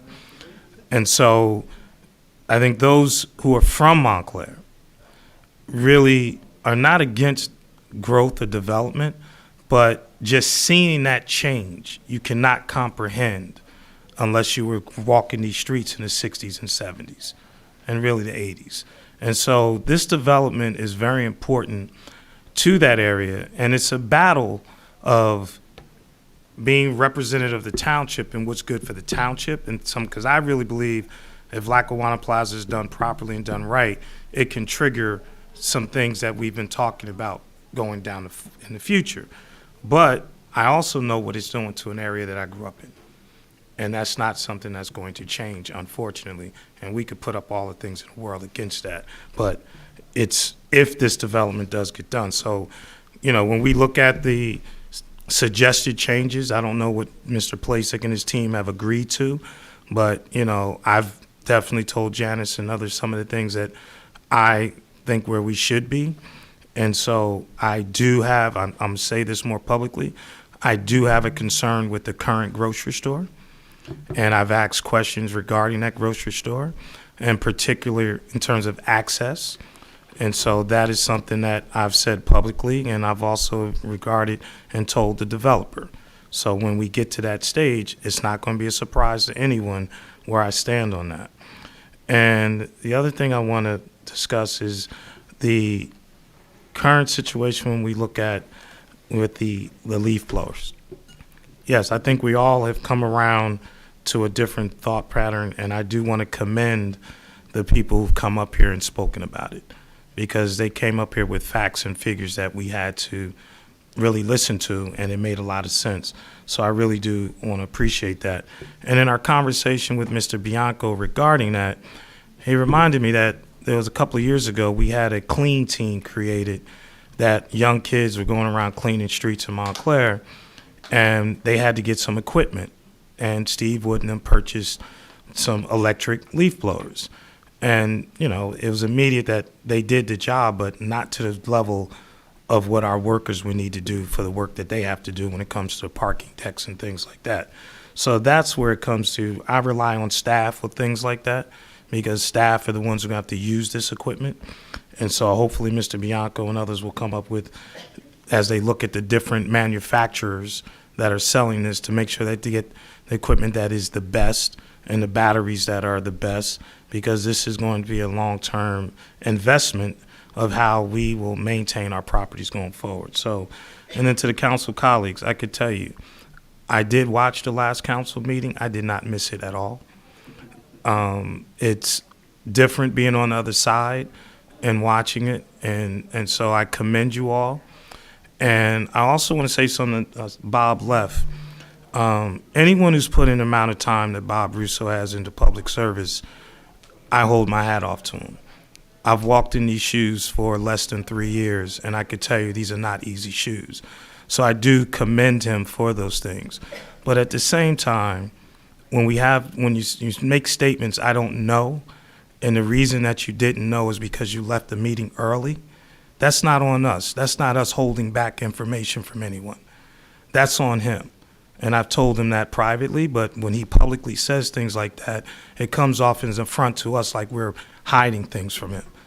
So I want you to understand that no one is hiding anything from anyone on the council. We are all aware of things. Sometimes we get information late, but the statement that he just made offended me, because it's not the first time. And my council mates and I have stayed here and went into things late, and others have left. And when they find out what happened in those meetings, it's, oh, no one told me. It's not true. You're aware, but you decided to walk away. That does not take away the respect I have, though, for someone to do this job that many times. As I've told Dr. Baskerville in the years that, was it 12 years, Doc? In the 12 years, he said, these are not easy steps. To sit up here and listen to people just tell you off, sometimes right, sometimes with facts, sometimes a little bit off. It's not easy, but it comes with the job, and that's why I totally respect that. And although some people think that we're up here reading or watching our computers or our phone, I can show you my notes. I can show you my laptop. We're taking down notes, names, information to give us what exactly is being told. We're dissecting information, or at least I am. No one is not paying attention, or I hope you guys are doing the same thing, because if you all take the time to come here and speak to us, you deserve the respect of us to listen to you. And I believe that's what my council mates are doing. Just because sometimes we may not act and do things that you think we should do does not mean we're not listening to you and giving you that respect. And many of you have come multiple times to the point where, okay, I already know half of what you're about to say, and then when you slide in something different, I'm like, oh, it's so, I just let you know we are paying attention. and sometimes it's just getting your name in the street, name an award, but then what are you saying? Then you have the consistency. It's like, okay, so I just want you to know that me personally, I'm listening to you. I'm listening to you, and that's all I can do. I may not agree with you, and I think sometimes you may not know what we are truly up against, but we have to listen to you, and we are. And so I just wanted to end with that and say, I wish you had sat in the middle seat today, because, it seems to me that you were looking for some protection. I was, and I'm very comfortable here, and thank you for pointing that out. I appreciate that. I thought I did this very secretly. I guess I'm being dimed out now. Well said on many, many fronts, Councilman Cummings, and I thank you for that. Thank you. I know, Councilor Price Abrams, you had your hand up. You wanted to go back? Well, I was going to just, if I just build on it, when we sat the other day with Steve Wood, I don't think your mic's on, Lori. True enough. Thank you. The committee had sat, among others, with Steve Wood, and he was already being coordinated, just so you know, by the leaf blowers with the people in Maplewood. He was getting access to equipment. He was going to go try things out. So it is tangibly happening that we are trying to figure out what, and I say we, I mean the professionals, to your point, are actually investigating what they can use, whether it's got the power. Some are called commercial but don't have the same staying power. This is what we're talking about, the details that really will make the difference. Yeah, and I want to add to that, because when Deputy Manager brought me in with Bianco the other day, one of the things that he mentioned was that on our permits to get leaf blowers in town, he's trying to get a question on there to ask the current landscapers, do you use gas or electric? Because that's the way the township is going. And so I think that's when we say we're listening. In the case of here, just to the leaf blowers, we are listening and we're moving in that direction so that let these individuals know, landscapers know, hey, this is the way the business is going to be done in town going forward. And so also, I also want to say it's good to see you again, Brian. Considering, it's good that you're back. But yes, Lori, I think our staff has definitely been moving towards those things, and I was pleased to learn that when I got back after seeing the previous meeting. Thank you both for your comments, and I echo your sentiments, Mr. Cummings. Good to see you back as well and have you right here, which is why I'm also sitting here. But a couple of things real quick. It was a pleasure to participate in the year-end luncheon at the Women's Club of Upper Montclair.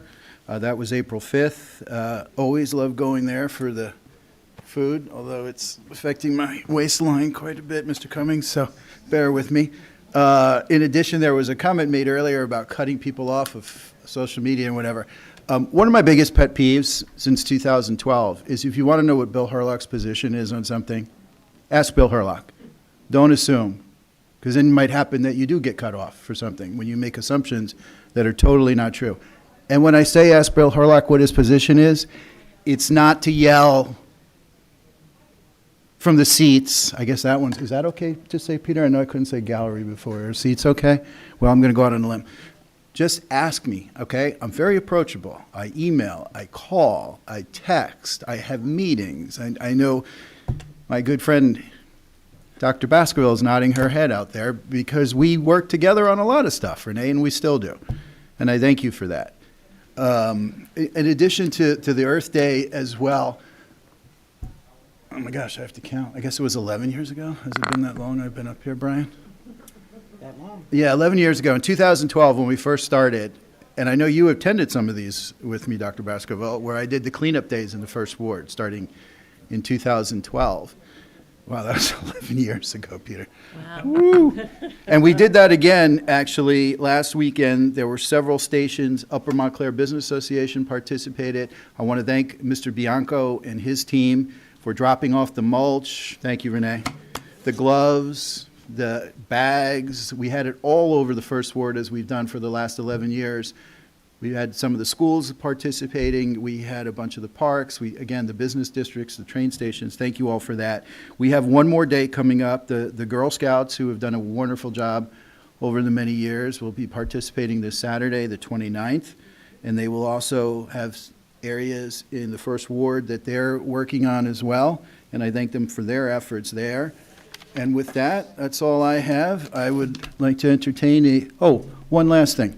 I'm hoping Mayor Spiller, I know he's had some issues coming up recently at the last minute. I wish him and his family well. He's in my thoughts and prayers. And I hope he gets back here real soon, because this is the second one I've done in 3 meetings, and I don't know if I want to do any more up here. So, Mr. Mayor, please come back as soon as possible. With that, is there a motion to? So moved. Thank you. Well, do I have a second? Second. All in favor of adjourning the meeting? All in favor? Aye. Thank you all. Good night.